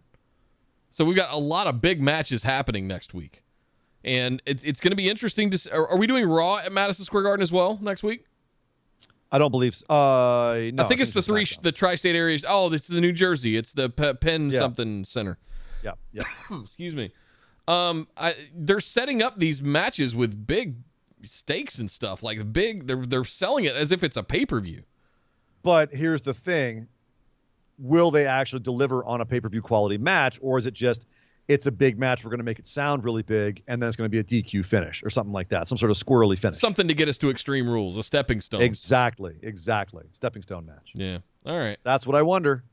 Raw is in Miami, Kyle? Okay. For some reason, I thought they were doing shows. Maybe I was AEW that was talking about it. Caliber was talking about it. Interesting. So I think it's interesting that we're going to Madison Square Garden 2 weeks before a B pay-per-view with a card that might be as interesting as the actual pay-per-view. So is this is some kind of edging Seth 2 to get us to an Extreme Rules stipulation of some sort? It's a big match to have at that show they can promote, but I wonder how big it will actually be. Brock's because coming back too. I mean, it's like all that stuff. But that's it. That's all we have for that show, and a contract signing between Becky and Bianca. That's the show. Like it's going to be a normal show. I'm just going to throw that out there. Like as Roman and Finn, you could have built up to a Madison Square Garden show if you wanted to. It's going to be an average show. They're making it sound bigger than it is. Just saying. I'm sorry if that doesn't make you happy. But someone who is Happy Corbin. He's back with his Rolls Royce, and he's here on the Kevin Owens show. Ain't nothing going to break his stride. Ain't nothing going to hold him down because he brought Logan Paul with him. And Nick, they listened to us. Thank goodness they finally realized Logan Paul is a heel in WWE. This time they brought him out with Happy Corbin. This time Logan Paul cut jibes on the crowd itself, and the crowd hates him. They hate him so much. That was borderline go away heat. It was great. That's heat. Dude, there are so many heels in wrestling that they would kill for the kind of heat that Logan Paul has. Kill for that kind of heat. Holy crap. I mean, it shows there's no way he went out and tried to be a face the last time he was here on Monday Night Raw against with The Miz and Morrison and Priest and all that. And there's no way that he came out on that show and they didn't go, oh, shit, listen to that. Yeah. We've got money here. Just have him be a heel. There's no way that you saw that and didn't. If they hadn't turned the ship here, I would have. I don't know. I would have lost. I can't say I lost respect. I would have been shocked. Yeah. So thank God they realize he's a heel. He drives Kevin Owens nuts enough for Kevin Owens to swat him. Then a pushing match ensues, and then Kevin goes for Logan Paul, and Corbin cuts him off the pass, choke slams him, and leaves him lying. And Logan Paul and Happy Corbin walk away. Logan Paul and Happy Corbin. That's a good heel combo right there. That's some heat, and especially against Kevin Owens, who the audience loves. Mm-hmm. Yep. That's a good feud. Happy. Yep. You got to believe that this. I mean, where do you stand on the Happy Corbin thing? I know you said it a lot last week about it. Love it. I'm really it's digging totally working. Totally working for me. Yep. Totally working. Hey, Kyle threw in 100 bits on the last one. Says WWE's done everything they can to make the Thunderdome PC era a forgotten memory, right down to all the releases they've done, and booking right back to status quo. I'm not going to go that far, Kyle. That's a little bit hyperbole. Well, you're not wrong. A little bit, but he's not entirely wrong. No. There's certainly a lot of status quo happening. Yeah. Like let's get back. Let's get down to business. Let's get back where we were.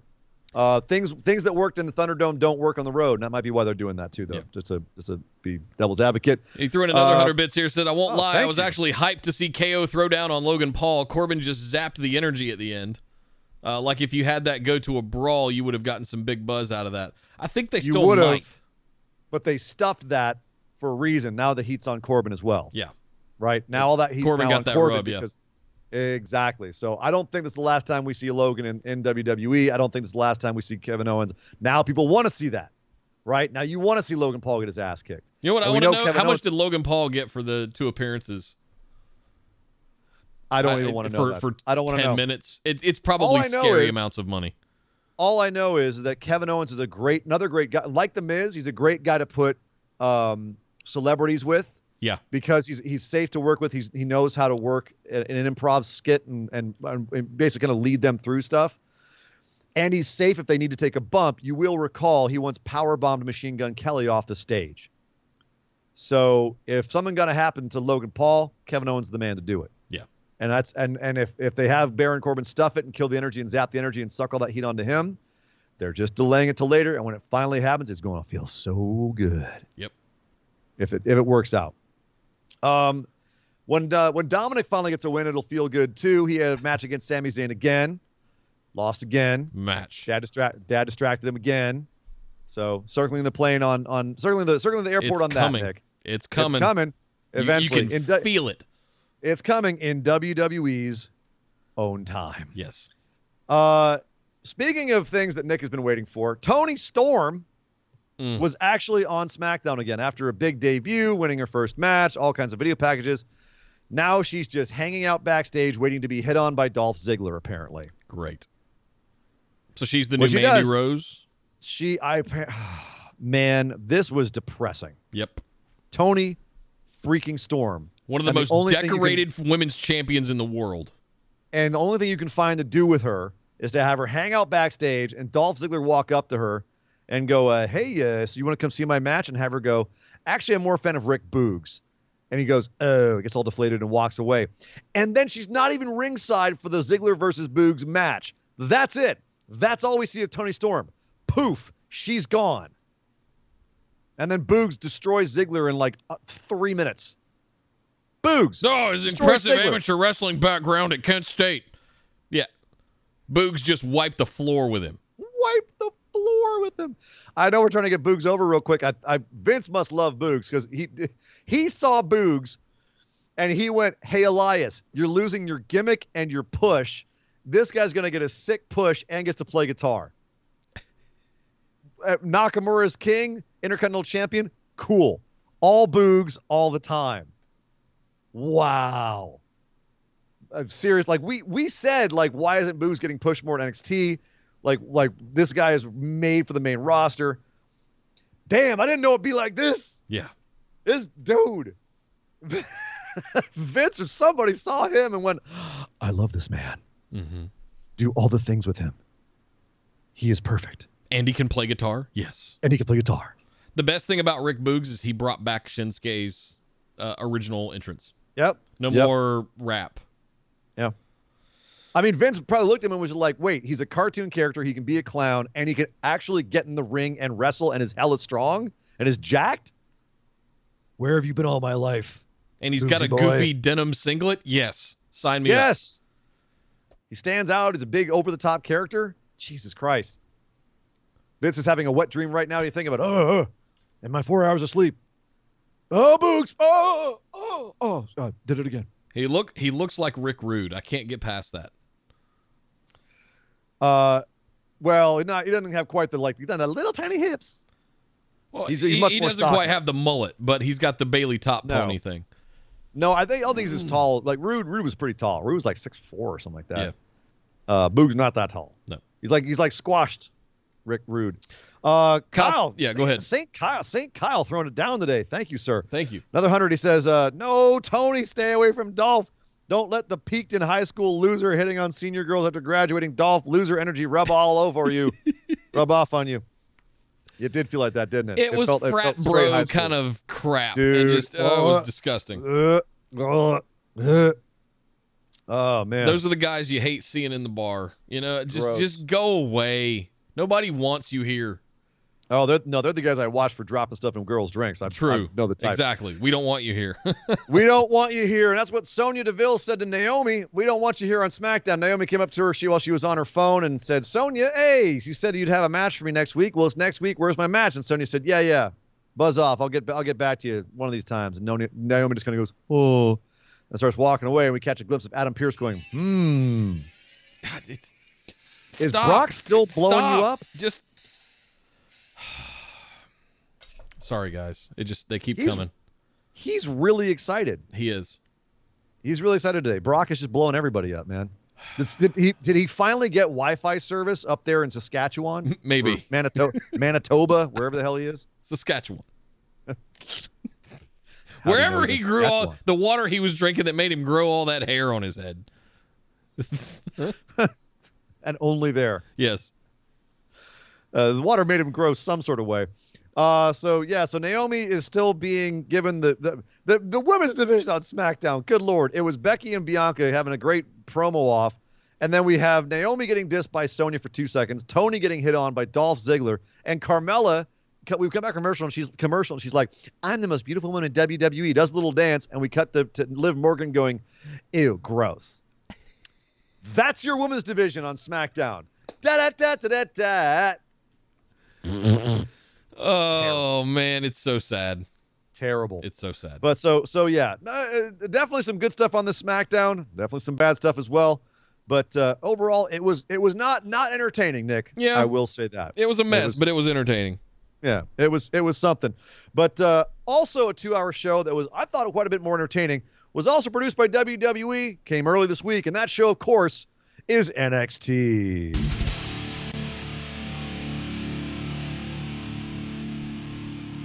Oh, boy. I have to say I really enjoyed this NXT this week. More than I expected it to, with all of the rumors. Look, I want to talk about something at the top here. We all, at least 3 times on Raw and at least 3 times tonight on SmackDown, we're getting promos of all of these, the new logo, the splatter paint, Nickelodeon 1994 stuff. And tonight on SmackDown, they were inserting drawings and images of what the new arena is going to look like, what the new thing.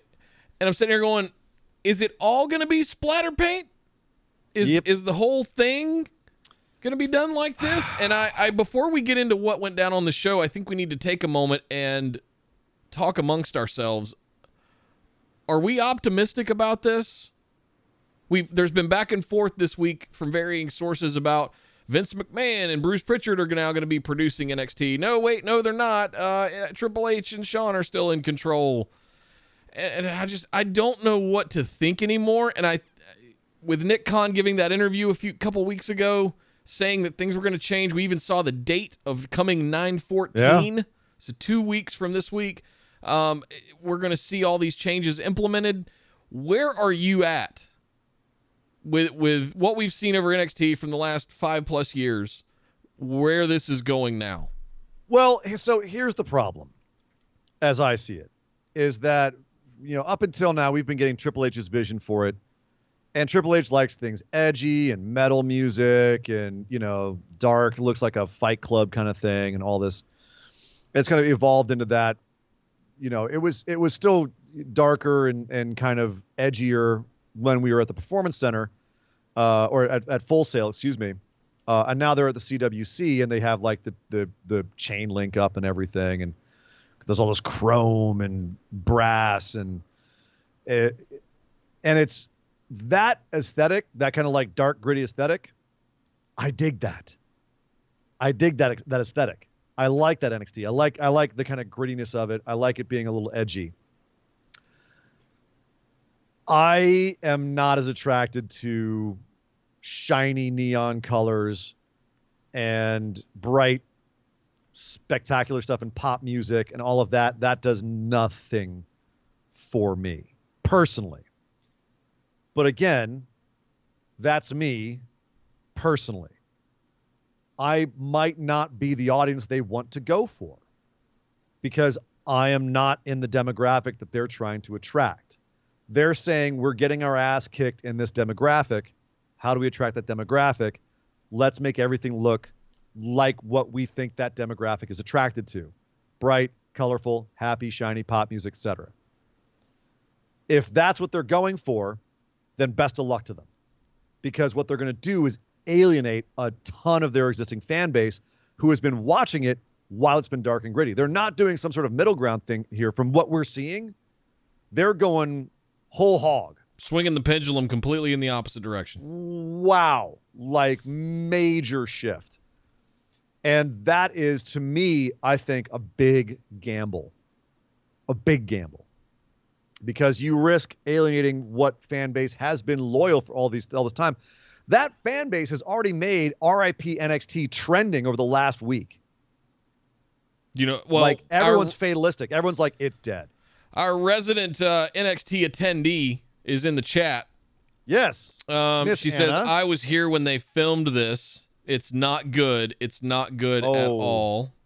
Oh, boy. I saw a tweet today that said the hate on the new rap style feels racially motivated, quote. And she said, yeah, it was a long night. Apparently they filmed a lot. They filmed a lot.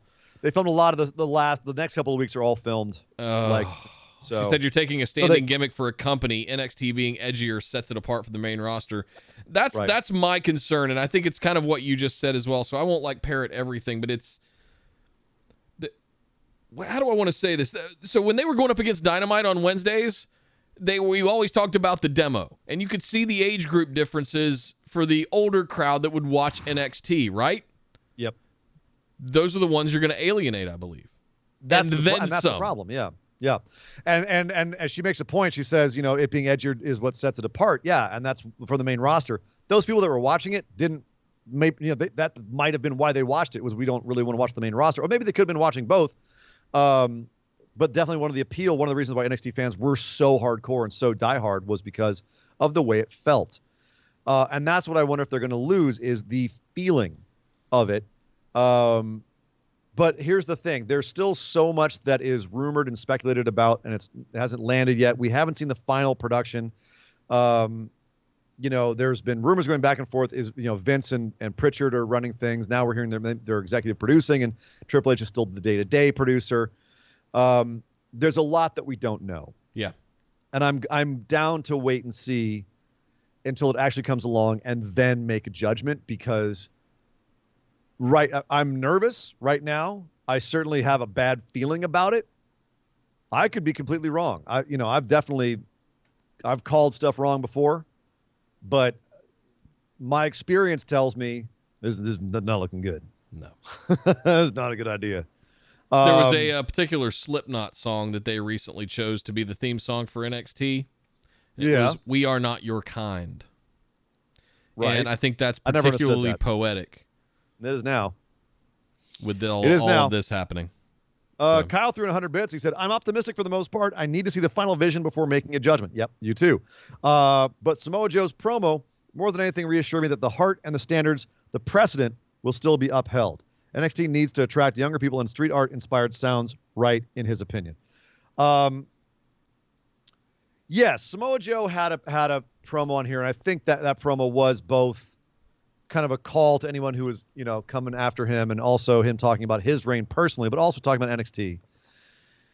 And basically it was about, things may change, but there's an element that will remain the same. Yeah. And I hope that that's the case. I'm pretty sure that they did that just to kind of assuage people who are feeling nervous about it, because I think a lot of their fan base is really hella nervous about it. You cannot read Twitter without seeing a lot of their fan base being like, oh boy. And it's unfortunate that a lot of it gets directed almost by, second nature of, oh, Vince is taking over. This is what happened when Vince takes over. Well, and it makes you wonder, Vince, if he's involved in the day-to-day, sometimes Vince has some really goofy ideas. And one of the things that we've always rejected is when we see main roster stuff invade NXT, right? You and I, when we review it, we always kind of go, oh, that felt very main roster. Yeah. As a pejorative. And that's one thing that I worry about is if you want NXT to survive, it's already getting the pants beat off of it as far as a wrestling show on TV. We've speculated they were going to try and bring back the magic of OVW. But OVW wasn't even NXT. That was, it was its own wrestling promotion that WWE uses as a feeder system. That's what I mean. The feeder system. That's what they were going to try and reinvent NXT as. It wasn't even magic. Go back and look at some of those early OVW tapings. It was terrible. It's an American Legion. Shithole. Yeah. Not good. And this is the thing, is that this is going to be a different animal altogether than both OVW, and I feel it's going to be different than NXT, because if their priorities have changed, which it sounds like they have, it's not going to be one of the reasons it was so good was because they got all this indie talent and gave them a huge stage and lots of time to work with and great programs and great writing. If you go now back to a bunch of green people who are athletes but not wrestlers, right? If you're getting a whole bunch of football people in here who don't know about wrestling and don't really have any preconceived notions about the business. And you're trying to mold them into WWE superstars because they're athletic.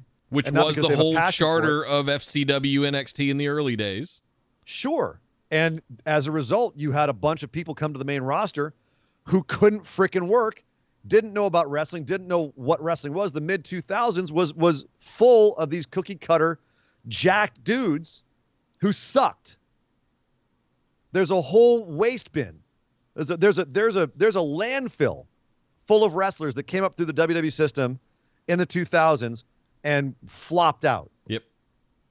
And so that's what worries me more than anything about NXT going this way, is it gets all pretty and cute and happy, and then a bunch of people get in there and can't wrestle. And we start having takeovers where you don't have these insane 45-minute classics. You start having 15-minute matches with a bunch of dudes doing suplexes. Yeah. Good point. Yay. So that's what worries me more than, the color change.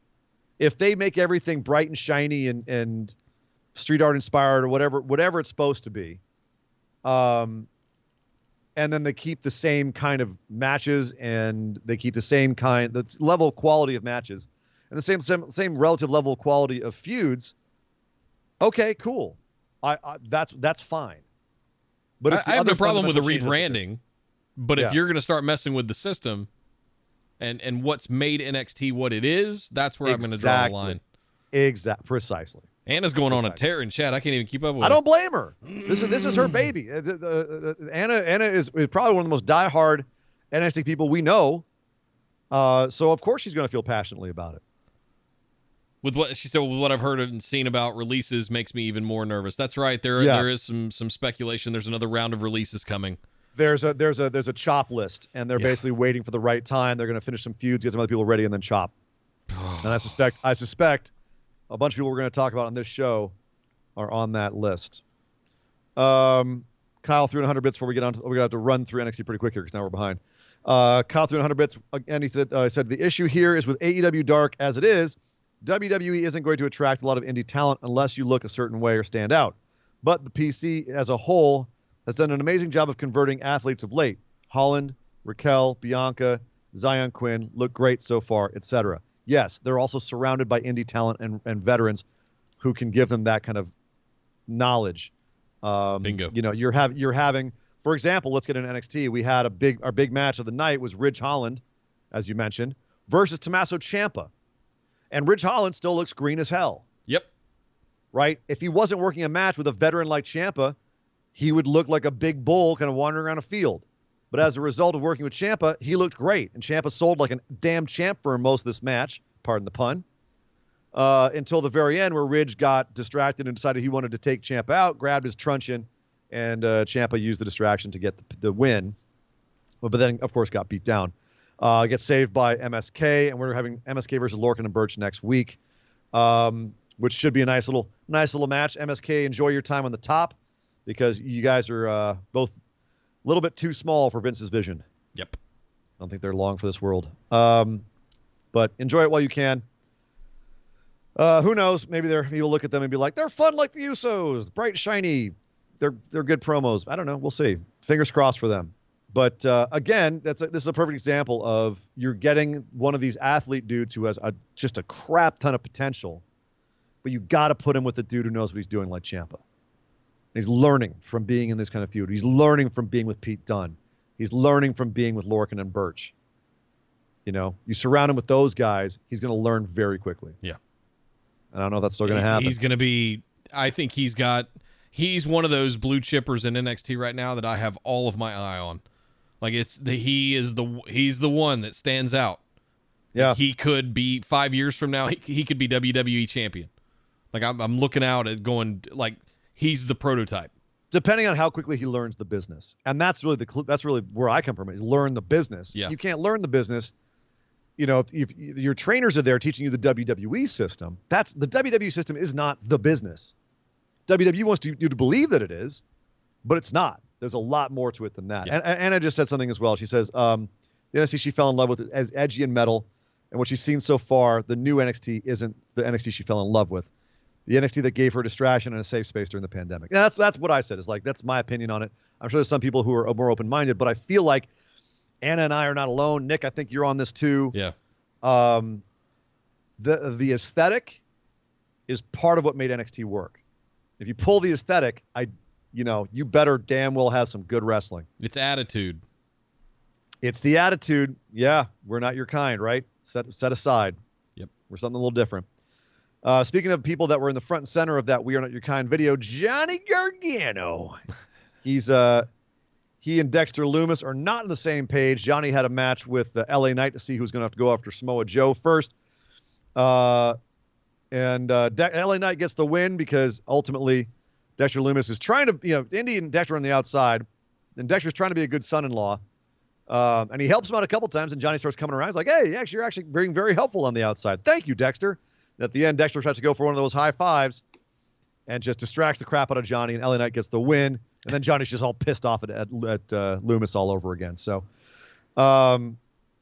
this is cute. We're getting the wedding on the 14th. Oh, boy.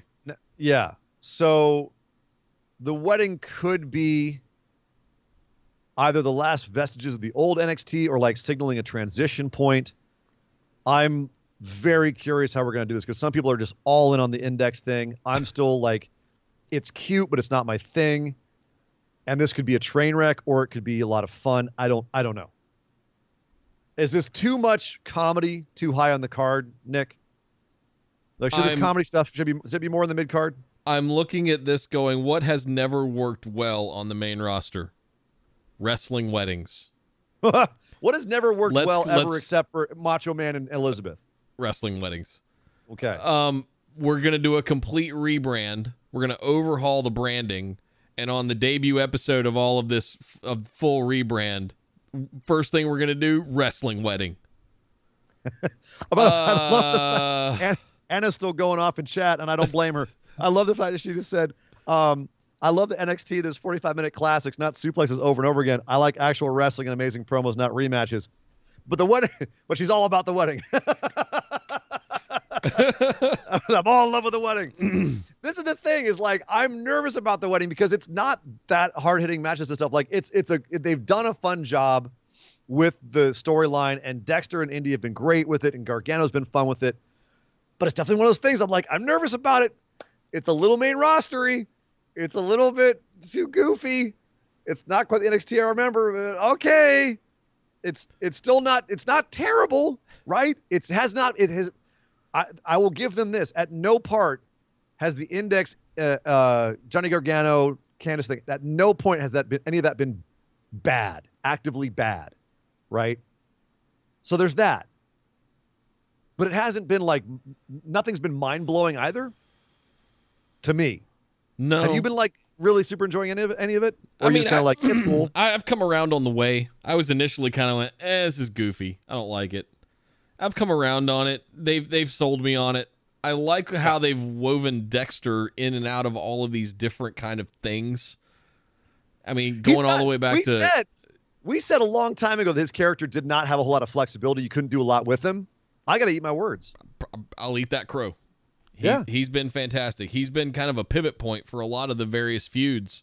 I mean, stuff with Damian Priest for the North American title, the zombie haunted match thing with Cameron Grimes, which sent Grimes was the launching point for Grimes coming back as the rich game stonks thing. I mean, and now Dexter Lumis is still relevant in this thing. He's done an amazing job of keeping himself involved in stuff.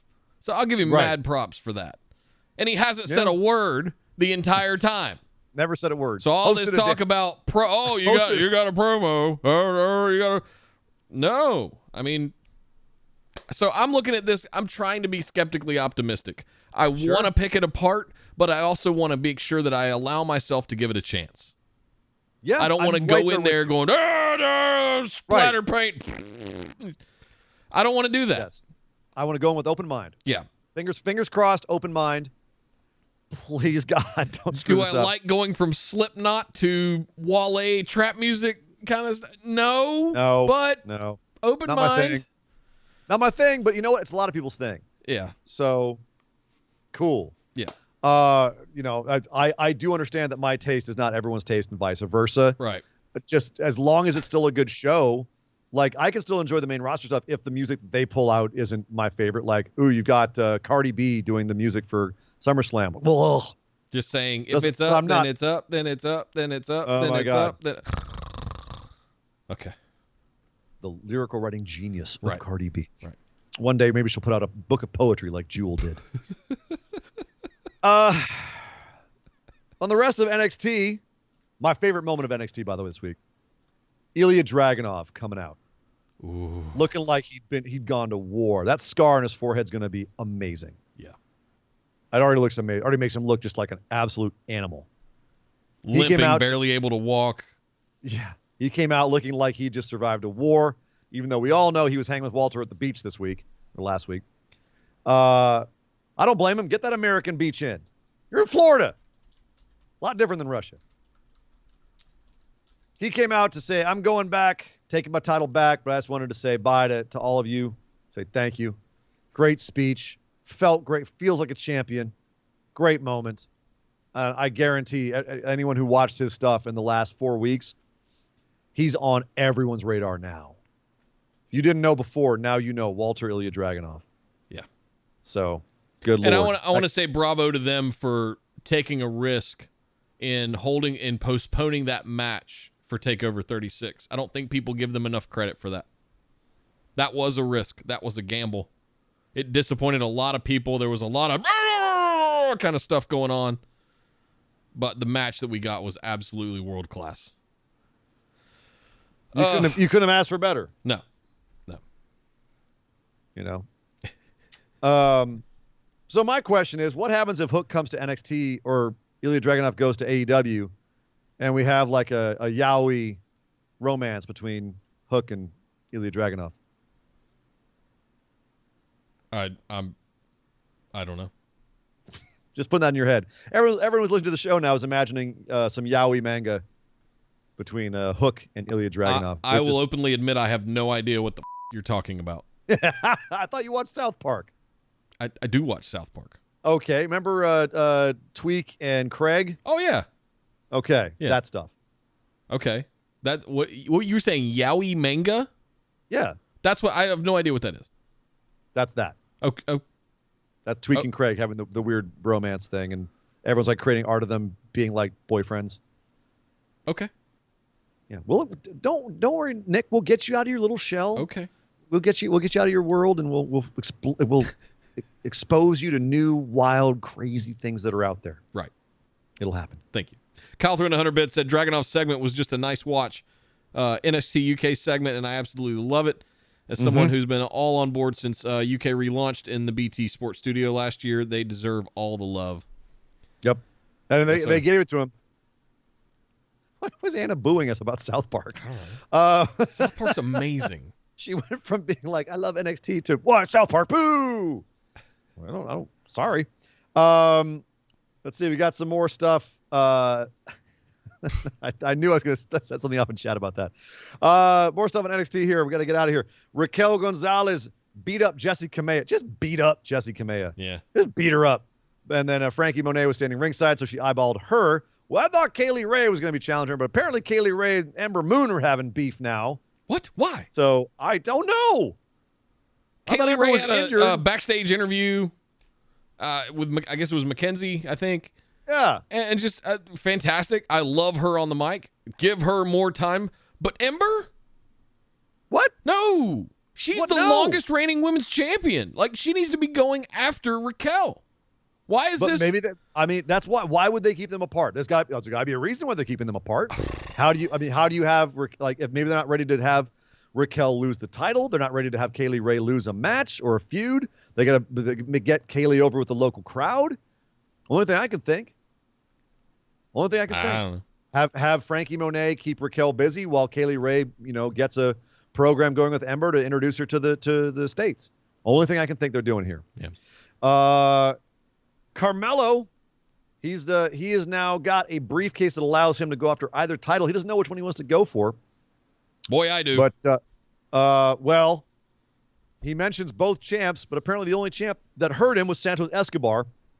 So he came out and was like, "You got my name in your mouth, boy."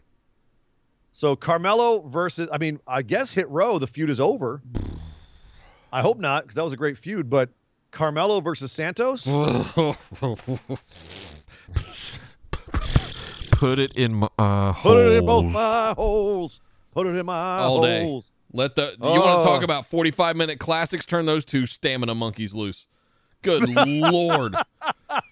God, they would just tear each other apart. God. Just let them go. They would go for an hour. Give them an Iron Man match. 2 out of 3 fall. I don't care. I don't want to see a 10-minute match out of these two. I want to just let them go. These just absolute machines, these two guys. And if we put them in a ring together, it is going to be a blessing. That's going to be awesome. Carmelo versus Samoa Joe. It'd be good. It'd be good. Right. Joe's going to be winded in 30 seconds. Right. We're going to catch up with him. Another guy who's a little stamina monkey, Ikemenjiro. Oof. Well, he got murdered by Roderick Strong. Of course. I thought this was a little bit on the nose. Roderick saying Kushida is out. If he's not going to come and face me, then I'm going to declare myself the Cruiserweight champion. Where have we heard this before, where there's 2 Cruiserweight champions? We got to unite the title. But he's saying, if Kushida's not going to come out and defend the belt, then I am the Cruiserweight champion. So I'm going to destroy this guy, Ikemenjiro, in his nice jacket. Okay, cool. So the Kushida Roderick Strong feud is just on hold. So we're getting some matches to hold us over till then. Cool. That's fine. Okay. Saray kicked Mandy in the damn face. Mandy Rose had a match, an honest-to-God match on NXT against Saray. Gets kicked in the face by Saray. Obviously, she's got a pretty face, I guess, so they didn't like that. So JC Jane and Gigi Dolan beat up Saray later. What kind of message are we sending about Mandy where she can come along and be like, hey, you 2 losers, follow me and you won't lose anymore. By the way, the next week I'm going to lose and then require you 2 to beat up the person that beats me, that beat me. What? Yeah, I have no idea what's going on here. What the hell was this? Nor do I understand what I'm supposed to be taking away, because they haven't explained Mandy Rose being in NXT yet. Nope. Why would she come there down? She is. Yeah. Why? You were just with Otis a year ago. I'm here scouting talent, but yet I'm losing to the talent here. I have no idea what they're going for here. This is very confusing. I mean, she's pretty to look at. She can halfway decent wrestle. Why aren't you having her wrestle matches that she can actually win? Why are you sending Saray up against her? I personally think she can better than halfway wrestle. I don't know if she can put together a 40-minute mat classic, but she can wrestle a good damn good match. matches. Yeah, we can wrestle a pretty damn good match. Yeah, I don't know what's going on with this. I don't know why you're. She's one of those prototypes that came up through the system. Tough enough, all that stuff, right? She is born and bred, former bodybuilder. That's what you want. Why are you having her job out to Saray, basically? Where's Dana Brooke? Former bodybuilder. Can work in the ring. Why aren't you doing anything with her? Same question. I have a feeling she Kyle might be Conn, on another 100 bits. that list we were talking about earlier. Yeah. Kyle, another 100 bits. Thank you, sir. Says, all I'm going to say about Diamond Mine is the stars of that faction are the Creed brothers. One of them trained with Daniel Cormier. Those 2 are going to be a big deal. I wish they put him with Timothy Thatcher. Right. Not Diamond Mine. I don't know if they have the size for Vince either. We'll see. I fingers crossed, Kyle, for both of them. And speaking of Kyle O'Reilly, he also had a that main event where Ciampa gets beaten down and then has a nice little comeback at the end. Well, Kyle had a match apparently made by the same person because he got beat down by Duke Hudson his entire match. Duke Hudson was mouthing off to him backstage. So they had a match, and even though Kyle O'Reilly's being held together with wishes and duct tape, he had a match with Duke and targeted his bum knee, which Duke picked up in the breakout tournament, and ended up getting a nice tap out by targeting the knee and the leg with the heel hook. So he survives Duke Hudson. I think all that we're supposed to take away from this is Duke Hudson's got a bum leg, and Kyle O'Reilly is a guy who can fight even when he's all beat up. Yeah, Where's Kyle going? We knew going? that already. And we knew that. It just told us nothing. Yeah. And finally, Grayson Waller. Don't know who he is? Well, you do now because he decided that he wanted to die on this episode of NXT. He and Drake Maverick teamed up against Imperium, and Grayson decided he was going to tag in when he wasn't supposed to, and Imperium basically just ate him alive. Yeah. They just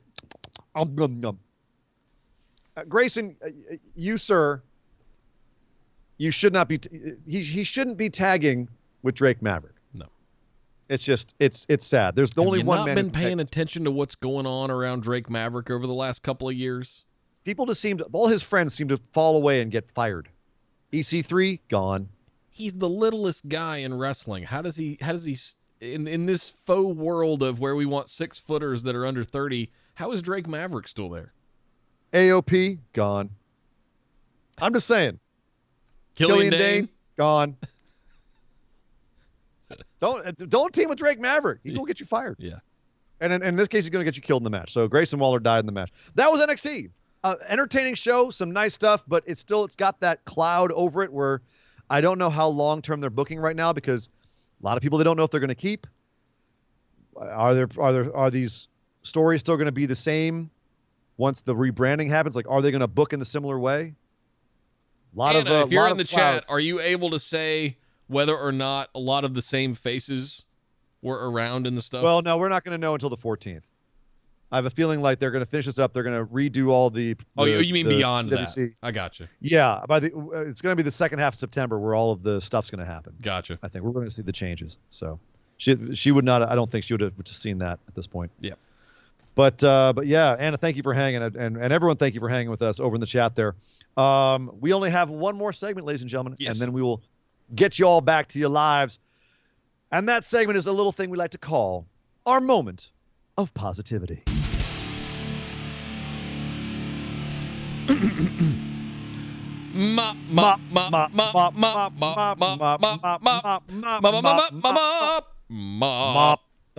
moment of positivity. That's right. It's the time on the show where we think back over all the wrestling we've seen this week. Dear God, it's a lot of it. And we try to come up with something that made us happy, that made us smile, something that we can take and spread out to all of you and get that positive energy to everybody so we can all have smiles on our faces going back out into the world. Nick, what was your moment of positivity for this week? I'm going to say Jamie Hayter. Oh, the Jamie and Chris match. I'm going to say Jamie Hayter in general because the match definitely inspired it. So we saw a returning Jamie Hayter recently to stand beside Britt Baker, help be in her corner. And then we kind of didn't see much more than that. We didn't really see her wrestle that much. Tonight, I feel like I finally got a good look at Jamie Hayter in a wrestling ring. Jamie Hayter, yeah. I'm impressed. Yep. I was not expecting that. She looks like a beast. She wrestles like a hoss. And her and Chris Statlander locking horns. Put that in my freaking eye holes. That is the kind of stuff that makes me love women like Toni Storm, like Rhea Ripley, like just... I want to see big, strong women doing spots. Absolutely. Naya. Yeah. No, I hear you, Mike. No. That's definitely Do not bring my moment of positivity down with Nia Jax. How about you, Sir Ian Dangerous? What was your moment of positivity this week? That was my moment of positivity. Was right there. Mine is also a female superstar. Mine is Bianca Belair. Oh. Because after what happened at SummerSlam, I'm not going to lie, I was genuinely worried about her. I was worried about how WWE was going to treat her. I was worried about how they were going to let her react to it. And I know a certain amount of that is, it's up to her, right? Like, there's been a lot of discussion and thought pieces about what Vince means about the damn brass rings, right? It's become just a complete cliche at this point. But this week, her standing in the ring with Becky Lynch and getting to cut a promo on her was a brass ring moment. That's what it means, is when we give you the opportunity to go out and stand next to arguably one of the biggest women stars in the world, if not the biggest. You can stand next to her, cut a promo on her, and look like as big of a star as her. And that's not, you can't, like, sorry to pull it from Enzo, but you can't teach that. No. You got it or you don't. And tonight she proved she had it. And I think that if WWE gets out of her way, she will be just fine. And I feel like, as I said earlier in the show, this to me felt like WWE, in some ways, getting out of her way. The only thing she's got to fight now has nothing to do with her. It has everything to do with Becky. has to do with Becky fighting the audience to be a heel and how they're going to react to Bianca because of how they're reacting to Becky. But when set alone by herself and just being told, hey, you know, be a superstar, she proved she can do it again. But she really proved she could do it in a major pressure situation. And that's my moment of positivity. She absolutely took it over the fence in a big pressure situation. That was a big brass ring moment tonight. And that's my moment of positivity. Awesome. Yes, I agree. I do want to throw a little honorable mention in there because somebody in YouTube chat just mentioned it about NWA 73 and Empower. I did get to watch Empower, and I did get to watch 73. And if I can get away with a second moment of positivity. Oh, no, more positivity? No, not that. Yes, of course, Nick. Come on. Ric Flair in the chase in St. Louis. Ric Flair in the chase in St. Louis, and the promo he cut, and the amount of times he almost lost it, and every time he almost lost it, I almost lost it. Did you see how much better? Like, he seemed like he was kind of doddering in WWE, but then you let him just have a mic and just don't script Ric Flair. No, just let him have a mic, and look what he can do. I was shocked. I'm like, I thought Ric Flair was like mentally on his last legs, and he cut that promo at NWA, and I was like, oh damn, Rick's still 100% still there. The other thing that I want to say is the reaction and the love that was given to Awesome Kong when the footsteps, the pounds. And just I absolutely loved it. Congrats to Mickie James for putting that whole thing together. It is fan-freaking-tastic. If you guys have not seen Empower yet, it will tug on your friggin' heartstrings in a very, very big way. Great job with it. Great show. It had that indie kind of vibe to it. It had that old-school NWA vibe. It's the chase in St. Louis, for God's sakes. It is NWA. It's as much NWA as Ric Flair and the 10 pounds of gold. It's just, and the stories that Rick was telling in the ring, all of that stuff. Absolutely encourage everybody to go watch all that. And yes, Trevor gave Nick a really great match, and you know, all credit due. Yeah, so it's a good match. Good stuff. Oh, well, thank you very much, guys. That is going to do it for us. One quick more thing. Kyle snuck in 100 bits and said his mop is off the board today and comes from the women's match at 205 Live. Cora Jade has a skater gimmick and entrance, and is literally something straight out of the Tony Hawk Pro Skater video games. In terms of energy, gave me the biggest smile in the world as a 90s kid and someone who was a big fan of Cora before she got signed with WWE. This is her being her rebrand character in NXT. Yeah, can't wait to see more of it. I agree. It's very fun. Yeah, she's going to be a big deal. Definitely have an eye on her. Yeah, but if you got like big, colorful, splashy stuff going on, she could fit right in on that. Yeah. So, there you go. Linktree.com/BWO, guys. That's where all our links are. Head over there, like, share, subscribe, follow, do all those things you guys know how to do in 2021. We appreciate it, and it helps with the algorithms, and it helps get more eyes and ears on you boys here at Busted Wide Open. We appreciate it. Exclusive rewards over at patreon.com/BWO. If you're on YouTube, you can click that little join button below. We got a 99-cent tier to unlock emojis in live chat. You can do the $5 tier or the $10 tier to get bonus episodes, all kinds of good stuff. And let's see, what's BWOmerch.com. BWOmerch.com. Pick yourself up some sweet swag over there. Coffee mugs, mouse pads, t-shirts, hoodies, all kinds of good stuff over at BWOmerch.com. It helps you boys keep the lights on around this place. But speaking of lights, we got to get out of here because it's really late and it's not light outside anymore. But we'll be back on Tuesday breaking down what happened on Monday Night Raw and other.